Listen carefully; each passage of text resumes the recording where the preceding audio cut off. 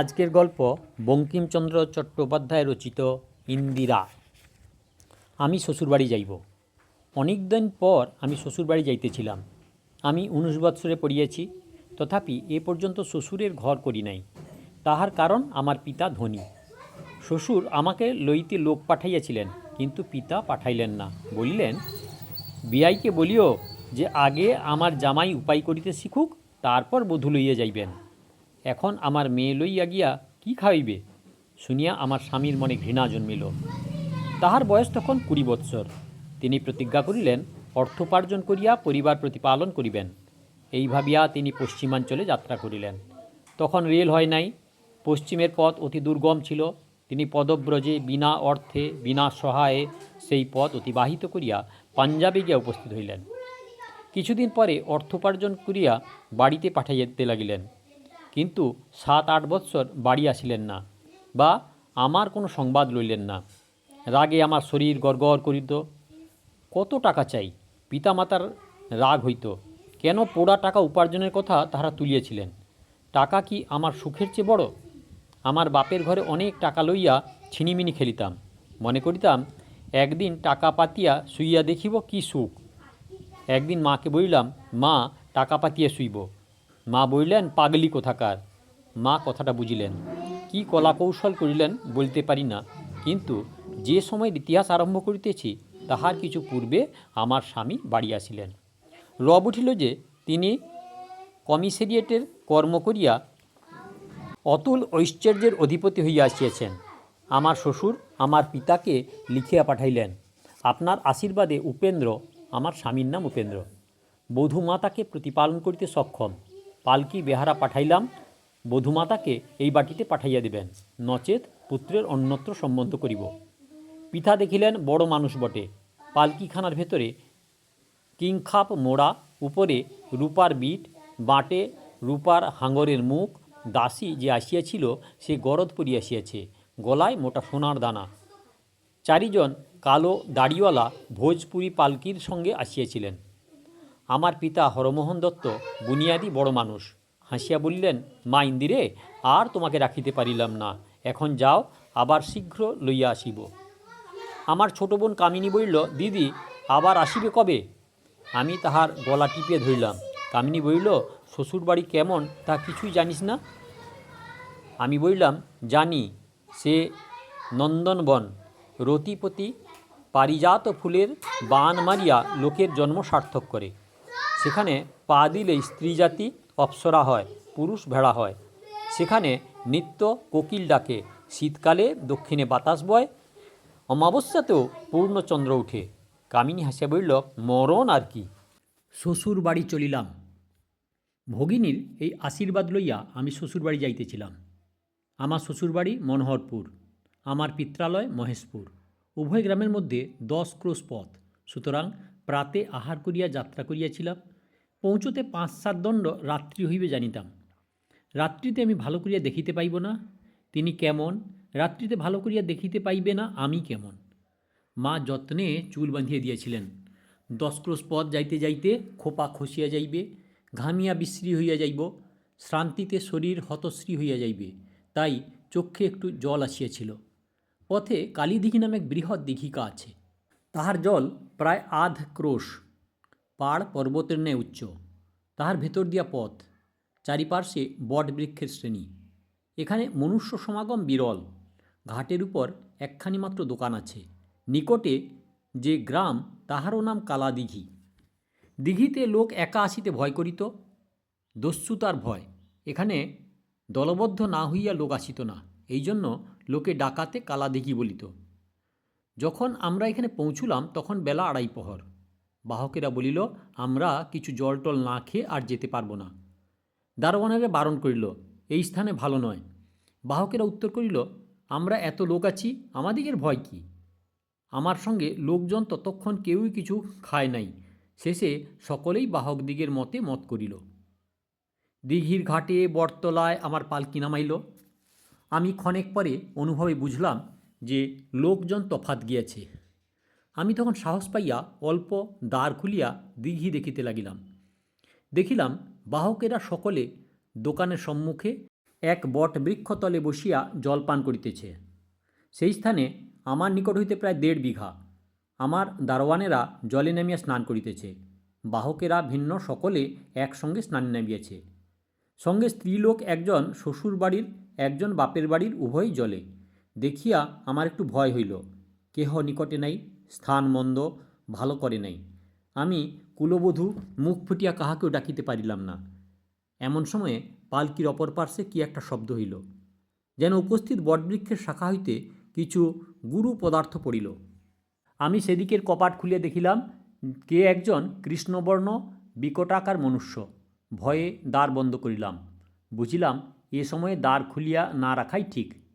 কিন্তু পুনরায় দ্বার খুলিবার পূর্বেই আর একজন মানুষ গাছের উপর হইতে লাফাইয়া পড়িল। এইরূপে 4 জন লোক একসঙ্গে গাছ হইতে লাফাইয়া পড়িয়া পালকি কাঁধে করিয়া উঠাইয়া ঊর্ধ্বশ্বাসে ছুটিল। দেখিতে পাইয়া আমার দারোয়ানেরা কোন হ্যায় রে রব তুলিয়া জল হইতে দৌড়াইল। তখন বুঝিলাম যে আমি দস্যু হস্তে পড়িয়াছি। পালকির উভয় দ্বার মুক্ত করিয়া লাফাইয়া পড়িব মনে করিলাম। আমার লোকজন কোলাহল করিয়া পালকির পেছনে দৌড়াইল। অতএব ভরসা হইল। কিন্তু শীঘ্রই সেই ভরসা দূর হইল, কারণ বট বৃক্ষগুলি হইতে বহু সংখ্যক দস্যু লাফাইয়া পড়িল। তাহাদের কাহারও হাতে লাঠি, কাহারও হাতে গাছের ডাল। লোকসংখ্যা অধিক দেখিয়া আমার সঙ্গের লোকেরা পিছাইয়া পড়িতে লাগিল। তখন আমি নিতান্ত হতাশ্বাস হইয়া মনে করিলাম লাফাইয়া পড়ি। কিন্তু বাহকেরা যেরূপ দ্রুতবেগে যাইতেছে, তাহাতে পালকি হইতে নামিলে আঘাত প্রাপ্তির সম্ভাবনা। বিশেষত একজন দস্যু আমাকে লাঠি দেখাইয়া বলিল যে নামিবি তো মাথা ভাঙিয়ে দিব। সুতরাং আমি নিরস্ত হইলাম।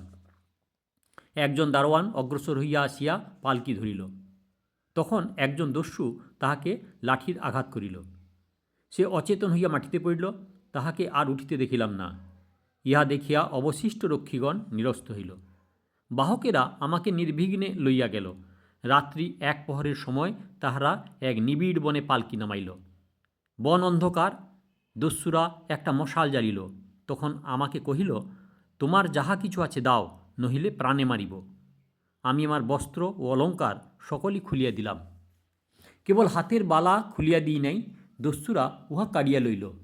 তাহারা একখানি মলিন জীর্ণ বস্ত্র দিল, তাহা পরিধান করিয়া পরিধানের বহুমূল্য বস্ত্র ছাড়িয়া দিলাম। ইহার পর তাহারা পালকি ভাঙিয়া রূপা খুলিয়া লইয়া পালকি পোড়াইয়া শেষ করিয়া চলিয়া যায় দেখিয়া আমি কাঁদিয়া উঠিলাম। বলিলাম, আম্মাকে বন্যজন্তুর মুখে ফেলিয়া যাইও না, আমাকে তোমাদের সঙ্গে লইয়া চলো। একজন প্রাচীন দস্যু বলিল, বাছা, অমন রাঙা মেয়ে আমার কোথায় লইয়া যাইব? তোমার মতো রাঙা মেয়ে সঙ্গে দেখিলেই আমাদের ধরিবে। একজন যুবা দস্যু কহিল, আমি উহাকে লইয়া ফাটকে যাই, সেও ভালো, তবে ইহাকে ছাড়িতে পারিব না। তখন সেই প্রাচীন দস্যু যুবাকে লাঠি দেখাইয়া কহিল, এই লাঠির বাড়িতে এইখানেই তোর মাথা ভাঙিয়া রেখে যাইব। এই সকল পাপ কি আমাদের সয়? তাহারা চলিয়া গেল। শ্বশুরবাড়ি যাবার কথা। এত বিপদ কি কখন কাহারও ঘটিয়াছে? সাজিয়া গুজিয়া স্বামী সন্দর্শনে যাইতেছিলাম, অকস্মাৎ কি বজ্রাঘাত। সর্বালঙ্কার কাড়িয়া লইয়াছে লোক। ক্ষুধা তৃষ্ণায় প্রাণ যাইতেছে, তা যাক, প্রাণ আর চাহি না, এখন গেলেই ভালো। কিন্তু যদি প্রাণ না যায়, যদি বাঁচি, তবে কোথায় যাইব? আর তো তাকে দেখা হইল না। বাপ মায়ও বুঝি দেখিতে পাইব না। কাঁদিতেও কান্না ফুরায় না, তাই কাঁদিব না বলিয়া স্থির করিয়াছিলাম। চক্ষুর জল কিছুতেই থামিতেছিল না। ভাবিলাম, যেখানে ঝোপ জঙ্গল, সেইখানে সাপ থাকিতে পারে। সাপের ঘাড়ে পা দেওয়ার আশায় সেই জঙ্গলের ভিতর প্রবেশ করিয়া অনেক বেড়াইলাম, কিন্তু হায়, কোথায় সাপ? মনুষ্য দেখিলে সকলে পালায়। হতাশ হইয়া ফিরিলাম। ক্ষুধা তৃষ্ণায় ক্লান্ত হইয়াছিলাম, আর বেড়াইতে পারিলাম না। একটা পরিষ্কার স্থান দেখিয়া গাছে হেলান দিয়া বসিলাম। কিছুক্ষণের মধ্যেই ঘুমাইয়া পড়িলাম। এখন যাই কোথায়? যখন আমার ঘুম ভাঙিল, তখন ভোর হইয়াছে, সূর্য উঠিয়াছে। সূর্যের আলোতে দেখিলাম আমার বাঁ হাতে এক টুকরা লৌহ আছে, কিন্তু ডান হাতে কিছুই নাই। অশ্রুসিক্ত হইয়া একটু লতা ছিঁড়িয়া ডান হাতে বাঁধিলাম। তারপর চারদিকে একবার চাহিয়া দেখিলাম যেখানে বসিয়াছিলাম তাহার চারিদিকে অনেকগুলি গাছের ডাল কাটা। ভাবিলাম, এখানে কাঠুরিয়া আসিয়া থাকে, অতএব গ্রামে যাইবার পথ আছে। দিনের আলোক দেখিয়া আবার বাঁচিবার ইচ্ছা হইয়াছিল। সন্ধান করিয়া একটা অস্পষ্ট পথের রেখা ধরিয়া চলিলাম। চলিতে চলিতে পথের রেখা আরও স্পষ্ট হইল। ভরসা হইল গ্রাম পাইব। কিন্তু গ্রামে যাইব কি করিয়া? ছেঁড়া কাপড়টুকু পরিয়াছিলাম, তাহাতে কোনো মতে কোমর হইতে হাঁটু পর্যন্ত ঢাকা দিয়াছিলাম। বুকে কাপড় নেই। কেমন করিয়া লোকালো যাইব, এই কালামুখ দেখাইব? যাওয়া হইবে না, অতএব মরিতে হইবে, ইহাই স্থির করিলাম। কিন্তু প্রাকৃতিক সৌন্দর্য দেখিয়া আবার বাঁচিবার ইচ্ছা প্রবল হইল। তখন গাছ হইতে কতকগুলি পাতা ছিঁড়িয়া গাঁথিয়া তাহা কোমরে ও গলায় ছোটা দিয়া বাঁধিলাম। পথ চলিতে লাগিলাম, কিন্তু চলা আর হইল না। কখনো চলা অভ্যাস নাই। তার সমস্ত রাত্রি জাগরণ, শারীরিক মানসিক কষ্ট, ক্ষুধা তৃষ্ণায় অবসন্ন হইয়া এক বৃক্ষতলে শুইয়া মাত্র ঘুমাইয়া পড়িলাম।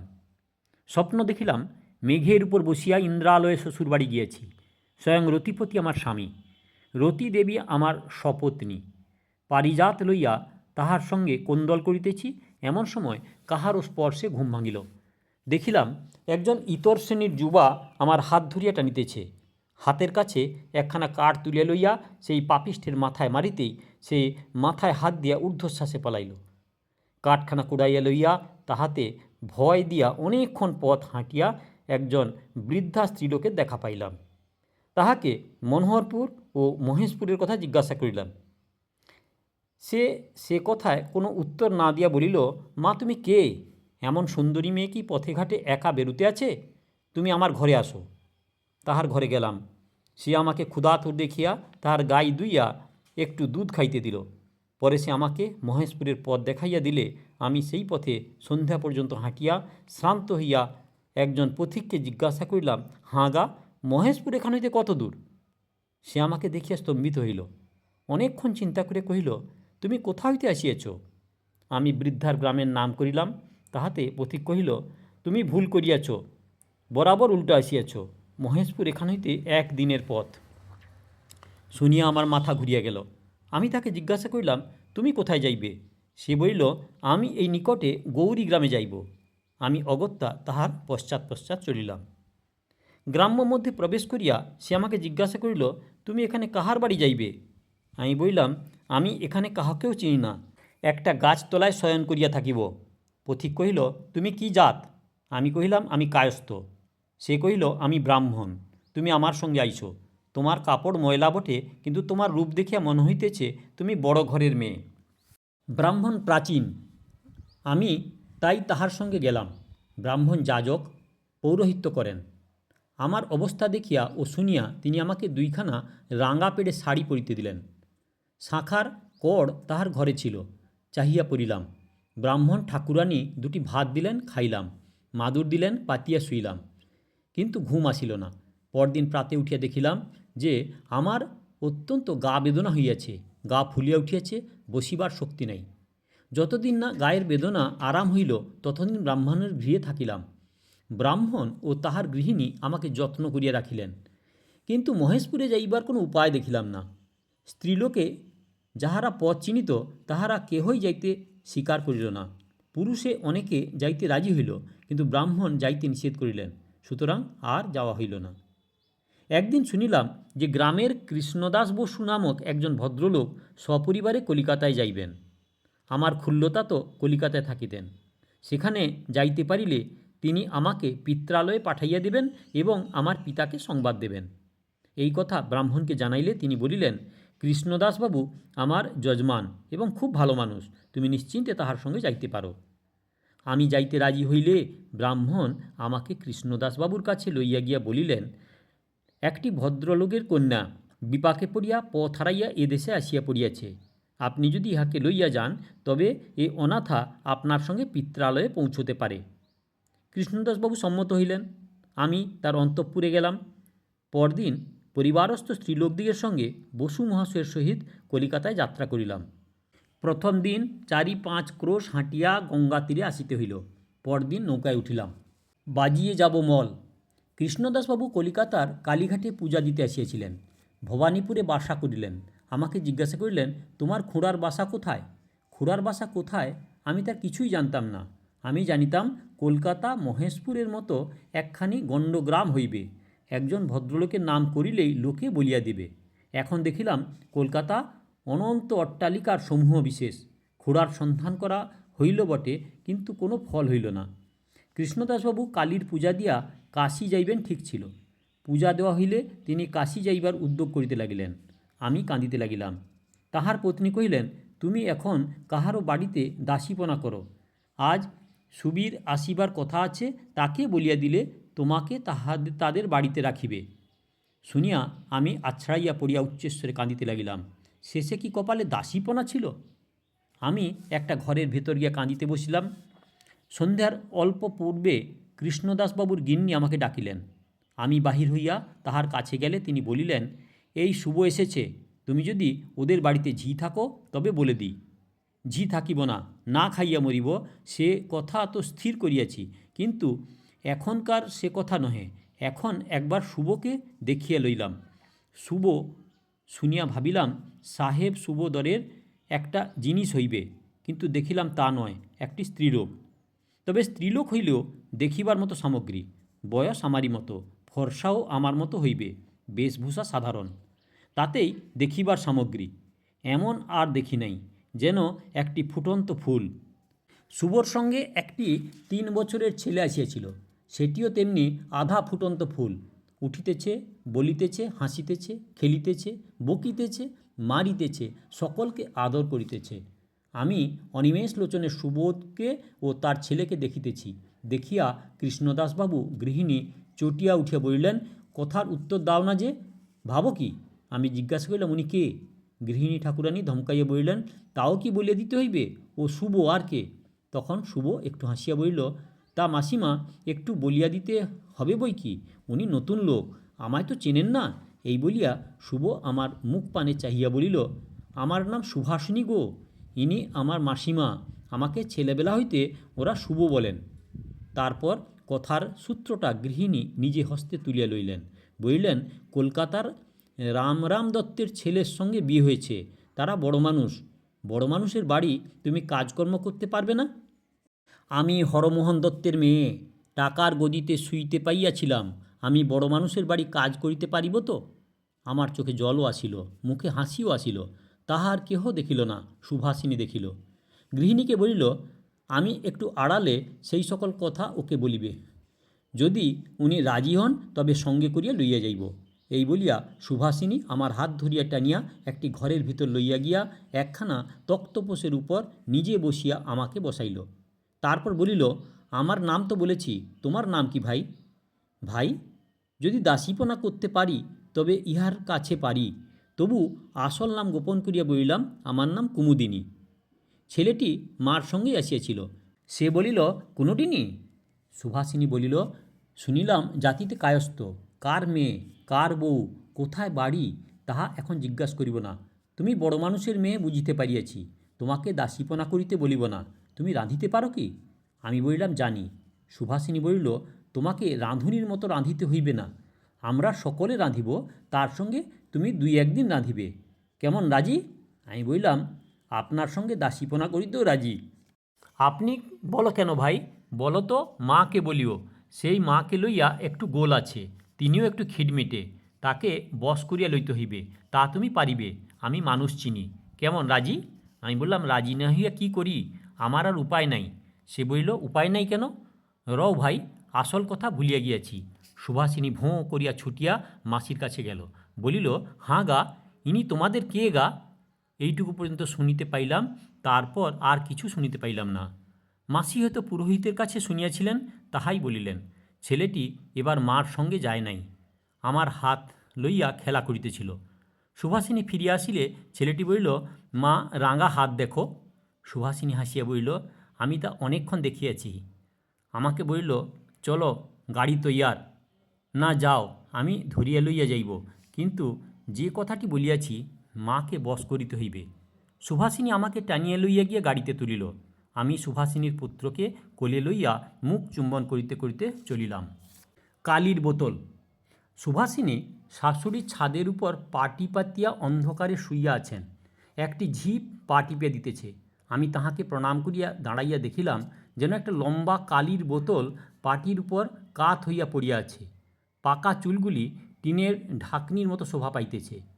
আমাকে দেখিয়া গৃহিণী ঠাকুরানী বধূকে জিজ্ঞাসা করিল, এটি কে? বধূ বলিল, তুমি একটি রাঁধুনি খুঁজিতেছিলে, তাই একে নিয়ে এসেছি। গৃহিণী বলিল, কোথায় পেলে? বধূ বলিল, মাসিমা দিয়েছে। গৃহিণী বলিল, বামন না কায়েত? কায়েত। কায়েতের মেয়ে নিয়ে কি হবে? একদিন বামনকে ভাত দিতে হলে কে দিবে? রোজ তো আর বামনকে ভাত দিতে হবে না, যে কয়দিন চলে চলুক। মাইনে কত? আমার সঙ্গে কোনো কথা হয় নাই। লোক রাখতে নিয়ে এসেছ, তার মাইনের কথা কও নাই। আমাকে গৃহিণী জিজ্ঞাসা করিলেন, কি নেবে তুমি? আমি বললাম, যখন আপনাদের আশ্রয় নিতে পেয়েছি তখন যা দেবেন তাই নেব। গৃহিণী বলিল, তুমি কায়েতের মেয়ে, তোমাকে 3 টাকা মাসে আর খোরাক পোশাক দেব। আমার একটু আশ্রয় পাইলেই যথেষ্ট, সুতরাং তাহাতেই সম্মত হইলাম। বলিলাম, তাই দেবেন। মনে করিলাম গোল মিটিল, কিন্তু তাহা নহে। লম্বা বোতলটায় কালি অনেক। তিনি বলিলেন, তোমার বয়স কি গা? গলাটা যেন ছেলে মানুষের মতো বোধ হইতেছে। আমি বললাম, 19-20। গৃহিণী বলিল, তবে বাছা অন্যত্র কাজের চেষ্টা দেখো, আমি সমস্ত লোক রাখি না। সুভাষিনী মাঝ হইতে বলিল, কেন মা, সমস্ত লোক কি কাজকর্ম করে না? গৃহিণী বলিল, করবে না কেন, কিন্তু সমস্ত লোক কি ভালো হয়? সুভাষিনী বলিল, সে কি মা, দেশশুদ্ধ সমস্ত লোক কি মন্দ? গৃহিণী বলিল, তা নাই হলো, তবে ছোট লোক যারা খেটে খায় তারা কি ভালো? এবার কান্না রাখিতে পারিলাম না, কাঁদিয়া উঠিয়া গেলাম। কালির বোতলটি পুত্রবধূকে জিজ্ঞাসা করিল, ছুঁড়ি চলল নাকি? সুভাষিনী বলিল, বোধ হয়। গৃহিণী বলিল, তা যাগ্গে। সুভাষিনী বলিল, কিন্তু গৃহস্থ বাড়ি হইতে না খাইয়া যাইবে? ইহাকে কিছু খাওয়াইয়া বিদায় করিতেছি। এই বলিয়া সুভাষিনী আমার পিছু পিছু উঠিয়া আসিল, আমাকে ধরিয়া আপন শয়ন গৃহে লইয়া গেল। আমি বলিলাম, আর আমায় ধরিয়া রাখিতেছ কেন? পেটের দায়ে কি প্রাণের দায়ে আমি এমন সব কথা শুনিবার জন্য থাকিতে পারিব না। সুভাষিনী বলিল, থাকিয়া কাজ নেই, কিন্তু আমার অনুরোধ, আজিকার রাত্রিটা রয়ে যাও। কোথায় যাইব? কাজেই চক্ষু মুছিয়া সেই রাত্রিটা রহিতে সম্মত হইলাম। এ কথা ও কথার পর সুভাষিনী জিজ্ঞাসা করিল, এখানে যদি না থাকো তবে যাইবে কোথায়? আমি বলিলাম, গঙ্গায়। এবারও সুভাষিনী একটু চক্ষু মুছিল, বলিল, গঙ্গায় যাইতে হইবে না, আমি কি করি একটুখানি বসিয়া দেখো, গোলযোগ করিও না, আমার কথা শুনিও। এই বলিয়া সুভাষিনী হারিণী বলিয়া ঝিকে ডাকিল। হারিণী সুভাষিনীর খাস ঝি। হারিণী আসিল, মোটা সোটা, কালো কুচকুচে, 40 পার। হাসি মুখে ধরে না, সকল তাতেই হাসি, একটু তীরবিরে। সুভাষিনী বলিল, একবার তাকে ডেকে পাঠাও। হারিণী বলিল, এখন অসময়ে আসবেন কি? আমি ডাকিয়া পাঠাইব বা কি করিয়া? সুভাষিনী বলিল, যেমন করে পারিস ডাক দে যা। হারিণী হাসিতে হাসিতে চলিয়া গেল। আমি সুভাষিনীকে জিজ্ঞাসা করিলাম, আমায় উঠিয়া যাইতে হইবে কি? সুভাষিনী বলিল, না, এইখানে বসিয়া থাকো। সুভাষিনীর স্বামী আসিলেন, বেশ সুন্দর পুরুষ। তিনি বলিলেন, তলব কেন, ইনিই বা কে? সুভাষিনী বলিল, ওর জন্যেই তোমাকে ডেকেছি। আমাদের রাঁধুনি বাড়ি যাইবে, তার জায়গায় ওকে রাঁধবার জন্য আনিয়াছি, কিন্তু মা ওকে রাখতে চান না। তার স্বামী বললেন, কেন চান না? সুভাষিনী বলিল, সমস্ত বয়স। সুভাষিনীর স্বামী হাসিয়া বলিলেন, তা আমায় কি করতে হইবে? সুভাষিনী বলিল, ওকে রাখিয়া দিতে হইবে। স্বামী বলিল, কেন? সুভাষিনী বলিল, আমার হুকুম। স্বামী বলিল, যে আজ্ঞা। সুভাষিনী বলিল, কখন পারিবে? স্বামী বলিল, খাওয়ার সময়। তিনি গেলে আমি বলিলাম, উনি যেন রাখাইলেন, কিন্তু এমন কটু কথা সয়ে আমি থাকি কি প্রকারে? সুভাষিনী বলিল, সে কথা পরে হবে। রাতি 9টার সময় সুভাষিনীর স্বামী, তার নাম রমনবাবু, আহার করিতে আসিলেন। তার মা কাছে গিয়া বসিল। সুভাষিনী আমাকে টানিয়া লইয়া চলিল, বলিল, কি হয় দেখি গে চলো। আমরা আড়াল হইতে দেখিলাম নানাবিধ ব্যঞ্জন রান্না হইয়াছে, কিন্তু রমনবাবু তার কিছুই খাইলেন না। তাহার মা জিজ্ঞাসা করিলেন, কিছুই তো খেলি না বাবা? পুত্র বলিল, ও রান্না ভূত প্রেতেও খেতে পারে না, মনে করেছি কাল থেকে পিসিমার বাড়ি গিয়ে খেয়ে আসব। তখন গৃহিণী বলিলেন, তা করতে হবে না জাদু, আমি আর এক রাঁধুনি আনাইতেছি। রমনবাবু হাত ধুইয়া উঠিয়া যাইবার একটু পরেই হারানি আসিয়া সুভাষিনীকে বলিল, তোমার শাশুড়ি ডাকিতেছেন। সুভাষিনী শাশুড়ির কাছে গেল। আমি আড়াল হইতে কথা শুনিতে লাগিলাম। গৃহিণী বলিল, সে কায়েত ছুটিটা চলে গেছে? সুভাষিনী বলিল, না, এখনও খাওয়া হয় নাই, তাই যাইতে দিই নাই। গৃহিণী বলিল, সে রাঁধে কেমন? সুভাষিনী বলিল, তা জানি না। গৃহিণী বলিল, তাকে আজ যাইতে দিও না, কাল তাকে দিয়া 2-1খানা রাঁধিয়া দেখিতে হইবে। সুভাষিনী বলিল, তবে তাকে রাখি গে। এই বলিয়া সুভাষিনী আমার কাছে আসিয়া জিজ্ঞাসা করিল, ভাই তুমি রাঁধিতে জানো তো? আমি বললাম, কাল খেলেই তা বুঝিতে পারিবে। বিধি পাণ্ডব। পরদিন রাঁধিলাম। রমণবাবু খাইতে বসিলেন। আড়াল হইতে দেখিলাম তিনি সমস্ত ব্যঞ্জনগুলি কুড়াইয়া খাইলেন। গৃহিণীর মুখে আর হাসি ধরে না। রমণবাবু জিজ্ঞাসা করিলেন, আজ কে রেঁধেছেন মা? গৃহিণী বলিলেন, একজন নতুন লোক আসিয়াছে। রমণবাবু বলিলেন, রাঁধে ভালো। পরে কর্তা খাইতে বসিলেন। সেখানে আমি যাইতে পারিলাম না।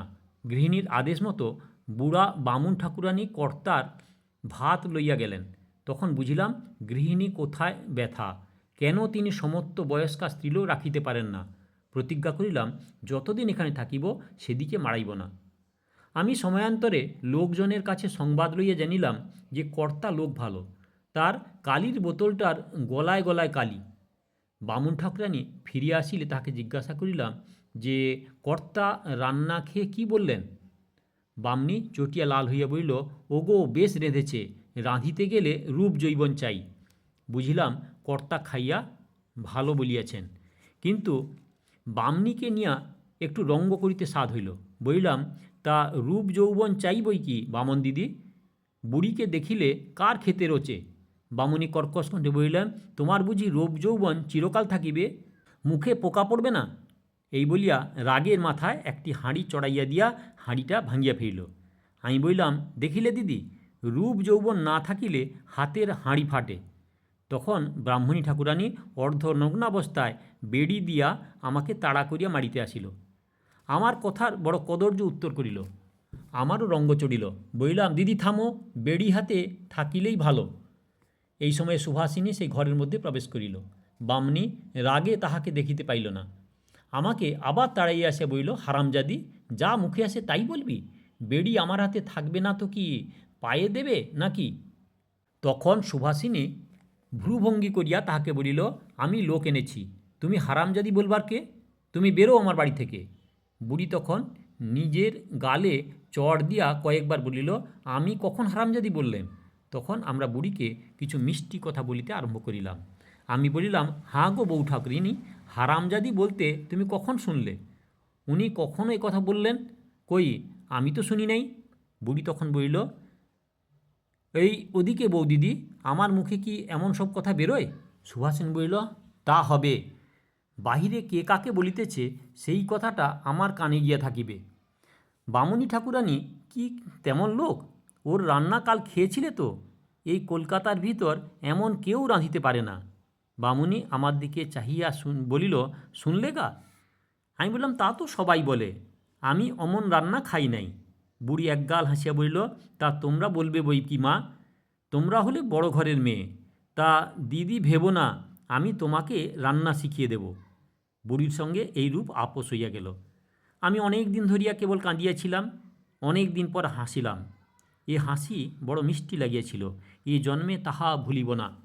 তারপর গৃহিণী আহারে বসিল, তাহাকে যত্নপূর্বক সমস্ত ব্যঞ্জন খাওয়াইলাম। খাইল অনেক। শেষে বলিল, এমন ভালো রান্না কোথায় শিখিলে? আমি বলিলাম, বাপের বাড়ি। গৃহিণী বলিল, তোমার বাপের বাড়ি কোথায় গা? এ তো বড় মানুষের ঘরের মতো রান্না। তোমার বাপ কি বড় মানুষ ছিলেন? আমি বললাম, আমার বাপ বড় মানুষ ছিলেন। গৃহিণী বলিল, তবে তুমি রাঁধিতে আসিয়াছ কেন? আমি বললাম, দুরবস্থায় পড়িয়াছি। গৃহিণী বলিল, তা আমার কাছে থাকো, বড় মানুষের মেয়ের মতোই থাকিতে পাইবে। পরে সুভাষিনীকে ডাকিয়া বলিলেন, দেখো বৌমা, একে যেন কেউ কড়া কথা না বলে। পাকা চুলের সুখ দুঃখ। আমি আশ্রয় পাইলাম, আর একটি অমূল্য রত্ন পাইলাম, একটি হিতৈষিণী সখী। সুভাষিনী আমাকে আপন ভগিনীর মতো ভালোবাসিতে লাগিল। তার শাসনে দাসদাসীরাও আমাকে অসম্মান করিত না। এদিকে রান্নাবান্নার সম্বন্ধেও সুখ হইল। ব্রাহ্মণ ঠাকুরানীর নাম সোনার মা। চাকুরি যাইবার ভয়ে সে আর বাড়ি গেল না। সুভাষিনী শাশুড়িকে বলিয়া আমাকে ও সোনার মাকে রাখিয়া দিল। সুভাষিনী একটু কৌশল করিয়া এ কাজ করিয়াছিল। তার কাছে গিন্নি কলের পুতুল মাত্র। সুভাষিনীর বুদ্ধি যেমন প্রখরা, স্বভাবও তেমনি সুন্দর। এমন বুদ্ধি পাইয়া আমার ও দুঃখের দিনেও একটু সুখ হইল। আমি দুই একটা ভালো ব্যঞ্জন রাঁধি, বাকি সময়টুকু সুভাষিনীর সঙ্গে গল্প করি, তার ছেলে মেয়ের সঙ্গে খেলা করি, আবার স্বয়ং গৃহিণীর সঙ্গে একটু ইয়ার কি করি।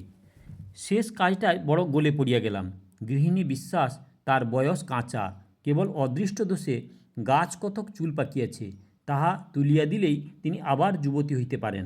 এই জন্য তিনি লোক পাইলেই এবং অবসর পাইলেই পাকা চুল তুলাইতে বসিতেন। একদিন আমাকে এই কাজে বেগার ধরিলেন। আমি ক্ষিপ্র হস্তে পাকা চুল সাফ করিতেছিলাম। দূর হইতে সুভাষিনী আমাকে ইশারায় ডাকিল। আমি গৃহিণীর কাছ হইতে ছুটি লইয়া বধূর কাছে গেলাম।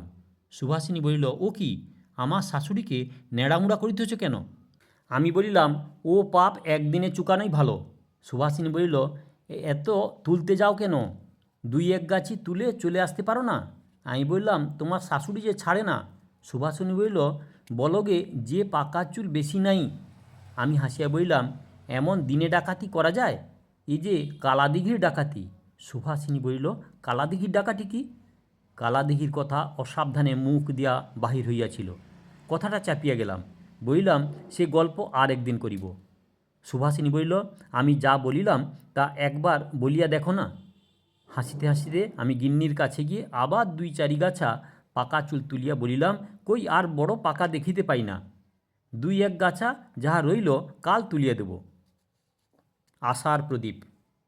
সুভাষিনী তাহার 3 বছরের ছেলের সূত্র ধরিয়া আমার সঙ্গে বেহান সম্পর্ক পাতাইল। সেই দিন বৈকালে সুভাষিনী আমার হাত ধরিয়া টানিয়া লইয়া গিয়া নিভৃতে বসাইল। বলিল, বেয়ান, তুমি সেই কালাদিঘির ডাকাতির গল্প বলিবে বলিয়াছিলে, আজ বলো না শুনি। আমি অনেকক্ষণ ভাবিয়া বলিলাম যে আমারই হতভাগ্যের কথা। আমার বাবা বড় মানুষ, এ কথা বলিয়াছি। তোমার শ্বশুরও বড় মানুষ, কিন্তু তুলনায় কিছুই নহেন। আমি যে আজ রাঁধিয়া খাইতেছি, কালাদিঘির ডাকাতি তার কারণ। এই পর্যন্ত বলিয়া চুপ করিলে সুভাষিনী বলিল, তোমার কষ্ট হইলে থাক, আর বলিও না। আমি বললাম, তুমি আমাকে স্নেহ করো, তোমাকে বলিতে কষ্ট নাই। আমি বাপের নাম ও বাড়ির নাম, স্বামীর ও শাশুড়ির নাম ও বাড়ির নাম বাদে আর সবই সুভাষিনীকে বলিলাম। শুনিতে শুনিতে সুভাষিনী কাঁদিতে লাগিল, আমিও কাঁদিলাম। সেদিন এই পর্যন্ত। পরদিন সুভাষিনী আমাকে নিভৃতে লইয়া গিয়া বলিল, বাপের নাম, গ্রাম, ডাকঘরের নাম বলিতে হইবে। আমি বাপের নাম ও গ্রামের নাম বলিলাম, কিন্তু ডাকঘরের নাম বলতে পারিলাম না। সুভাষিনী বিষণ্ণ হইল, আর কিছু বলিল না। পরদিন সেইরূপ নিভৃতে বলিল, তুমি বড় ঘরের মেয়ে, কতকাল আর রাঁধিয়া খাইবে? তুমি গেলে আমি বড় কাঁদিব, কিন্তু আমার সুখের জন্য তোমার ক্ষতি করি এমন পাপিষ্টা আমি নই। আমরা পরামর্শ করিয়াছি, তোমার বাপকে লিখিব যে তুমি এইখানে আসো। মহেশপুরে ডাকঘর আছে, বিবেচনা করিয়া পত্র লেখা হইল। পত্র লেখা হয়েছে শুনিয়া আমি আহ্লাদে আটখানা হইলাম। দিন গুনিতে লাগিলাম, কত দিনের পত্রের উত্তর আসিবে, কিন্তু উত্তর আসিল না। আমার কপাল পোড়া। মহেশপুরে কোনো ডাকঘর ছিল না। তখন গ্রামে গ্রামে ডাকঘর হয় নাই, কিন্তু গ্রামে ডাকঘর ছিল। আমি রাজার দুলারি, এত খবর রাখিতাম না। চিঠি ফেরত আসিল। আমি আবার কাঁদিতে আরম্ভ করিলাম, কিন্তু রমণবাবু নাছোড়। সুভাষিনী আসিয়া আমাকে বলিল, স্বামীর নাম, শ্বশুরের নাম, গ্রামের ও ডাকঘরের নাম বলিতে হইবে। আমি সব বলিলাম। এবারও ডাকঘরের নাম বলিতে পারিলাম না। শুনিলাম রমণবাবু সেখানেও পত্র লিখিলেন, কিন্তু কোনো উত্তর আসিল না। আমি ভাবিলাম, আমাকে ডাকাতে কাড়িয়া লইয়াছে, আমার কি জাতি আছে? এই ভাবিয়া স্বামী আমাকে প্রত্যাখ্যান করিবেন সন্দেহ নাই। সেই স্থলে পত্র লেখা ভালো হয় নাই। এ কথা শুনিয়া সুভাষিনী চুপ করিয়া রহিল। আমি শয্যা লইলাম। একটা চোরা চাহনি। একদিন প্রাতে উঠিয়া দেখিলাম কিছু ঘটার আয়োজন। রমণবাবু উঠিল। তাহার এক বড় মক্কেল কলিকাতায় আসিয়াছেন। তাহাকে আহ্লাদে আহারের নিমন্ত্রণ করা হইয়াছে। তাই পাক শাকের বিশেষ আয়োজন হইয়াছে। রান্না ভালো চাই, অতএব পাকের ভারটা আমার উপরে পড়িল। যত্ন করিয়া পাক করিলাম। আহারের স্থান অন্তঃপুরে হইল। রামবাবু, রমণবাবু ও নিমন্ত্রিত ব্যক্তি আহারে বসিলেন। বুড়ি পরিবেশন করিতে লাগিল। আমি রান্নাঘরে আছি, এমন সময় একটা গোলযোগ উপস্থিত হইল। রমণবাবু বুড়িকে বড় ধমকাইতেছিলেন, পরিবেশন করিতে জানো না তো আসো কেন? রামবাবু বলিলেন, তোমার কর্ম নয়, কুমুকে পাঠাইয়া দাও গিয়া। গৃহিণী সেখানে নেই, বারণ করে কে? এদিকে খোদ কর্তার হুকুম অমান্য করা যায় না, আবার যাওয়াও যায় না, কারণ গেলে গিন্নি রাগ করবেন। 2-4 বার বুড়িকে বুঝাইলাম, একটু সাবধান হয়ে দিও থুইও, কিন্তু সে ভয়ে আর যাইতে স্বীকৃত হইল না। কাজেই আমি হাত ধুইয়া মুখ মুছিয়া পরিষ্কৃত হইয়া কাপড়খানা গুছাইয়া পরিয়া একটু ঘোমটা টানিয়া পরিবেশন করিতে গেলাম। আমি অবগুণ্ঠনবতী, কিন্তু ঘোমটায় স্ত্রীলোকের স্বভাব ঢাকা পড়ে না। ঘোমটার ভেতর হইতে একবার নিমন্ত্রিত বাবুটিকে দেখিয়া লইলাম। দেখিলাম তাহার বয়স 30 বৎসর বোধ হয়। তিনি গৌরবর্ণ এবং অত্যন্ত সুপুরুষ। আমি হঠাৎ একটু অন্যমনস্ক হইয়া মাংসের পাত্র লইয়া দাঁড়াইয়া রহিলাম। আমি যখন তাহাকে দেখিতেছিলাম, সেই সময় তিনি মুখ তুলিয়া দেখিলেন যে ঘোমটার ভেতর হইতে আমি তাহার দিকে তাকাইয়া আছি। তিনি আমার চাহনিকে কুটিল কটাক্ষ মনে করিয়া একবার হাসিয়া মুখ নত করিলেন। সেই হাসি আমি কেবল দেখিতে পাইলাম। আমি সমুদয় মাংস তাহার পাতে ঢালিয়া দিয়া চলিয়া আসিলাম। পাকশালায় ফিরিয়া আসিয়া আমার যেন মনে হইল আমি ইহাকে পূর্বে কোথাও দেখিয়াছি। সন্দেহ ভঞ্জনার্থ আবার অন্তরাল হইতে ইহাকে দেখিতে গেলাম। দেখিয়া মনে মনে বলিলাম, চিনিয়াছি। এমন সময় রামবাবু আবার অন্যান্য খাদ্য লইয়া যাইতে ডাকিয়া বলিলেন, অনেক প্রকার মাংস পাক করিয়াছিলাম, লইয়া গেলাম। দেখিলাম ইনি সেই কটাক্ষটি মনে করিয়া রেখিয়াছিলেন। রাম দত্তকে বলিলেন, রামবাবু, আপনার পাচিকাকে বলুন যে পাক অতি পরিপাটি হইয়াছে। রামবাবু ভেতরে কথা কিছুই বুঝিলেন না, বলিলেন, হাঁ, উনি রাঁধেন ভালো। নিমন্ত্রিত বাবু কহিলেন, কিন্তু এ বড় আশ্চর্য যে আপনার বাড়িতে দুই একটা ব্যঞ্জন আমাদের দেশের মতো পাক হইয়াছে। আমি মনে মনে ভাবিয়াছিলাম, চিনিয়াছি। রামবাবু বললেন, তা হবে, ওর বাড়ি এ দেশেও নয়। ইনি এবার জো পাইলেন। একেবারে আমার মুখ পানে চাহিয়া জিজ্ঞাসা করিলেন, তোমাদের বাড়ি কোথায় গা? আমি কথা বলিলাম, কিন্তু সত্য বলিলাম না। বলিলাম, আমাদের বাড়ি কালাদিঘি। তিনি চমকাই উঠে বললেন, কোন কালাদিঘি? ডাকাতে কালাদিঘি? আমি বললাম, হাঁ। তিনি আর কিচ্ছু বললেন না। ভালো করিয়া আহারও করিতেছেন না দেখিয়া রাম দত্ত বলিলেন, উপেন্দ্রবাবু আহার করুন। উপেন্দ্রবাবু? আমি নাম শুনিবার আগেই চিনিয়াছিলাম ইনি আমার স্বামী। আমি পাকশালায় গিয়া পাত্র ফেলিয়া একবার অনেক কালের পর আহ্লাদ করিতে বসিলাম। হারানির হাসি বন্ধ। মাংসপাত্র ফেলিয়া দিয়া মনে মনে স্থির করিলাম, যদি বিধাতা হারাদন মিলাইয়াছেন তবে ছাড়া হইবে না। এই ভাবিয়া আমি এমন স্থানে দাঁড়াইলাম যে ভোজন স্থান হইতে বহির্বাটিতে গমনকালে যে এদিক ওদিক চাহিতে চাহিতে যাইবে সে দেখিতে পাইবে। প্রথমে রমণবাবু চারিদিকে চাহিতে চাহিতে গেলেন, তারপর রামবাবু গেলেন। তিনি কোনো দিক চাহিলেন না। তারপর আমার স্বামী গেলেন। তাহার চক্ষু যেন চারিদিকে কাহারও অনুসন্ধান করিতেছিল। আমি তাহার নয়ন পথে পড়িলাম। তিনি আমার প্রতি চাহিবা মাত্র আমি ইচ্ছাপূর্বক তাহার উপর এক উগ্র কটাক্ষ হানিলাম। আমার স্বামী ইহাতে আহত হইয়া বাহিরে গেলেন। আমি তখন হারানির শরণাগত হইলাম। হারানি হাসিতে হাসিতে আসিল। আমি বলিলাম, তোকে আমার জন্মের শোধ একবার উপকার করিতে হইবে। ওই বাবুটি কখন যাইবেন, আমাকে শীঘ্র এই খবরটি আনিয়া দে। শুনিয়া হারানি গম্ভীরভাবে বলিল, ছি দিদি ঠাকুরুন, তোমার এই রোগ আছে তা জানিতাম না। আমি হাসিলাম, বললাম, মানুষের সকল দিন সমান যায় না। তুই এখন গুরুগিরি রাখ, আমার এই উপকার করবি কিনা বল। হারানি বলিল, কিছুতেই আমা হতে এ কাজ হইবে না। আমি কাঁদিয়া ফিরিলাম।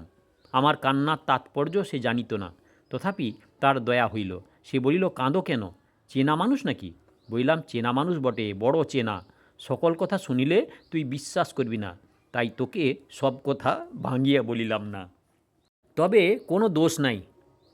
তোমাকে কি তার সঙ্গে দেখা করিতে হইবে? হাঁ। কখন? রাত্রে সবাই ঘুমাইলে একা দেখা করিব। আমার বাপের সাধ্য নহে। বউ ঠাকুরনী যদি হুকুম দেন। তিনি সতীলক্ষ্মী, তিনি এসব কাজে হাত দেন। যদি বারণ না করেন যাবি? যাব। আচ্ছা, তোকে যেন সময়ে পাই। আমি তখন চোখের জল মুছিয়া সুভাষিনীর সন্ধানে গেলাম। তাহাকে নিভৃতে পাইলাম। আমাকে দেখিয়া সুভাষিনী আহ্লাদে আটখানা হইয়া আমার কানের কাছে মুখ আনিয়া জিজ্ঞাসা করিল, কেমন, চিনিয়াছ তো? আমি আকাশ হইতে পড়িলাম। বলিলাম, সে তুমি কেমন করে জানলে? সুভাষিনী মুখ ঘুরে বলিল, তোমার সোনার চাঁদ অমনি আসেনি, আমরা ধরে আনিয়াছি। তুমি তোমার স্বামীর, শ্বশুরের আর তাদের গাঁয়ের নাম বলিয়া দিয়াছ, মনে আছে? তাঁর হাতে উপেন্দ্রবাবুর একটা বড় মোকদ্দমা ছিল। ছল করিয়া তাহাকে কলিকাতায় আসিতে লিখিলেন, তারপর নিমন্ত্রণ। আমি বললাম, তারপর হাত পাতিয়া বুড়ির ডালটুকু নিয়ে তাকে অপ্রতিভ করা। সুভাষিনী বলিল, হাঁ, সেটাও আমাদের ষড়যন্ত্র। আমি বললাম, পরিচয় কিছু দেওয়া হয়েছে কি? সুভাষিনী বলল, তা কি দেওয়া যায়? তোমাকে ডাকাতে নিয়েছিল, পরিচয় পেলে কি ঘরে নেবে? পরিচয়টা তুমি নিজে দেবে। আমি বললাম, কিন্তু আমার সঙ্গে দেখা না পাইলে পরিচয় দেব কি করিয়া? সুভাষিনী বলল, কখন কোথায় দেখা করিবে? আমি বললাম, এখানেই, রাত্রে সবাই শুইলে দেখা করিব। সুভাষিনী বলল, অভিসারীকে? আমি বললাম, তা বই আর গতি কি, দোষই বা কি, স্বামী যে। সুভাষিনী বলল, না, দোষ নাই, তার বাসা নিকটে, তিনি থাকিবেন কি? আচ্ছা, একবার বাবুর সঙ্গে পরামর্শ করে দেখি। সুভাষিনী রমনবাবুকে ডাকাইলে তাহার সঙ্গে যেরূপ কথাবার্তা হইল তাহা আমাকে আসিয়া বলিল, তিনি এখন মোকদ্দমার কাগজপত্র দেখিবেন না, সন্ধ্যার পর তোমার স্বামী আসিলে দেখিবেন। কাগজপত্র দেখিতে একটু রাত্রি হইবে, রাত্রি হইলে আহারের জন্য অনুরোধ করিবেন, কিন্তু তারপর তোমার বিদ্যায় যা থাকে করিও, রাত্রে থাকিতে তুমি অনুরোধ করিও। আমি বলিলাম, সেই অনুরোধ তোমাকে করিতে হইবে না, আমিই করিব। এখন আমার অনুরোধ তাহার কাছে পাঠাইব কি প্রকারে? একছত্র লিখিয়া দিব, সেই কাগজটুকু কেহ তাহার কাছে দিয়ে এলেই হয়। সুভাষিনী বলিল, কাকে পাঠানো যায়, কে বিশ্বাসী? আমি বললাম, হারানি বিশ্বাসী, আমি তাকে বলিয়াছিলাম, কিন্তু সে যাইতে নারাজ, তবে তুমি বলিলে যাইতে পারে। সুভাষিনী বলিল, হারানি আমার কথা কি বলিয়াছে? আমি বললাম, তুমি যদি বারণ না করো তবে সে যাইবে। সুভাষিনী অনেক ভাবিয়া বলিল, সন্ধ্যার পর তাকে আসিতে বলিও। আমাকে এক্সামিন দিতে হইল। সন্ধ্যার পর আমার স্বামী কাগজপত্র লইয়া রমনবাবুর কাছে আসিলেন। সংবাদ পাইয়া আমি হারানিকে আর একবার অনুরোধ করিলে সে বলিল, বৌদি বারণ না করিলে যাইতে পারি। আমি বললাম, যাহা হয় করো, আমার বড় জ্বালা। এই ইঙ্গিত পাইয়া হারানি হাসিতে হাসিতে সুভাষিনীর কাছে গেল। আমি তার প্রতীক্ষা করিতে লাগিলাম। একটু পরে হারানি দৌড়াইতে দৌড়াইতে আসিয়া আমাকে বলিল, দিদি, এমন জায়গায়ও মানুষকে পাঠায়, প্রাণটা গিয়াছিল আর কি। আমি বললাম, কেন, কি হয়েছে? হারানি বলিল, বৌদি ঝাঁটা লইয়া আমাকে তাড়া করিল, বোধ হইল এক ঘা পিঠে বসাইল, এখন বলো কি করিতে হইবে? আমি বললাম, ঝাঁটা খেয়েও যাবে? হারানি বলিল, হাঁ, দেখো দিদিমণি, বৌদি যখন ঝাঁটা তোলে তখন তাঁর ঠোঁটের কোণে একটু হাসি দেখিলাম, তাই যাইব।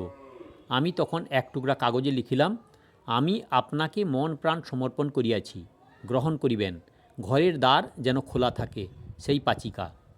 কাগজটা মুড়িয়া হারানিকে দিলাম, বলিলাম, একটু সবুর। সুভাষিনীকে বলিলাম, একবার দাদাবাবুকে ডাকিয়া পাঠাও, যাহা হয় একটা বলে বিদায় দিও। সুভাষিনী তাই করিল। রমনবাবু উঠিয়া আসিলে হারানিকে বলিলাম, এখন যা। হারানি গেল। কিছু পরে কাগজটা ফেরত দিল। তার এক কোণে লেখা আছে, আচ্ছা। আমি তখন হারানিকে বলিলাম, আর একটা কাজ করিবি, দুপুর রাত্রে তাঁর শোয়ার ঘরটা দেখাইয়া দিবি। হারানি বলিল, আচ্ছা, কোনো দোষ নাই তো? আমি বললাম, কিচ্ছু না, উনি আর জন্মে আমার স্বামী ছিলেন। হারানি হাসিয়া বলিল, যদি এ জন্মের হন তবে 500 টাকা বকশিস নিব বলে রাখছি। আমি সুভাষিনীর কাছে গিয়া এই সকল সংবাদ দিলাম।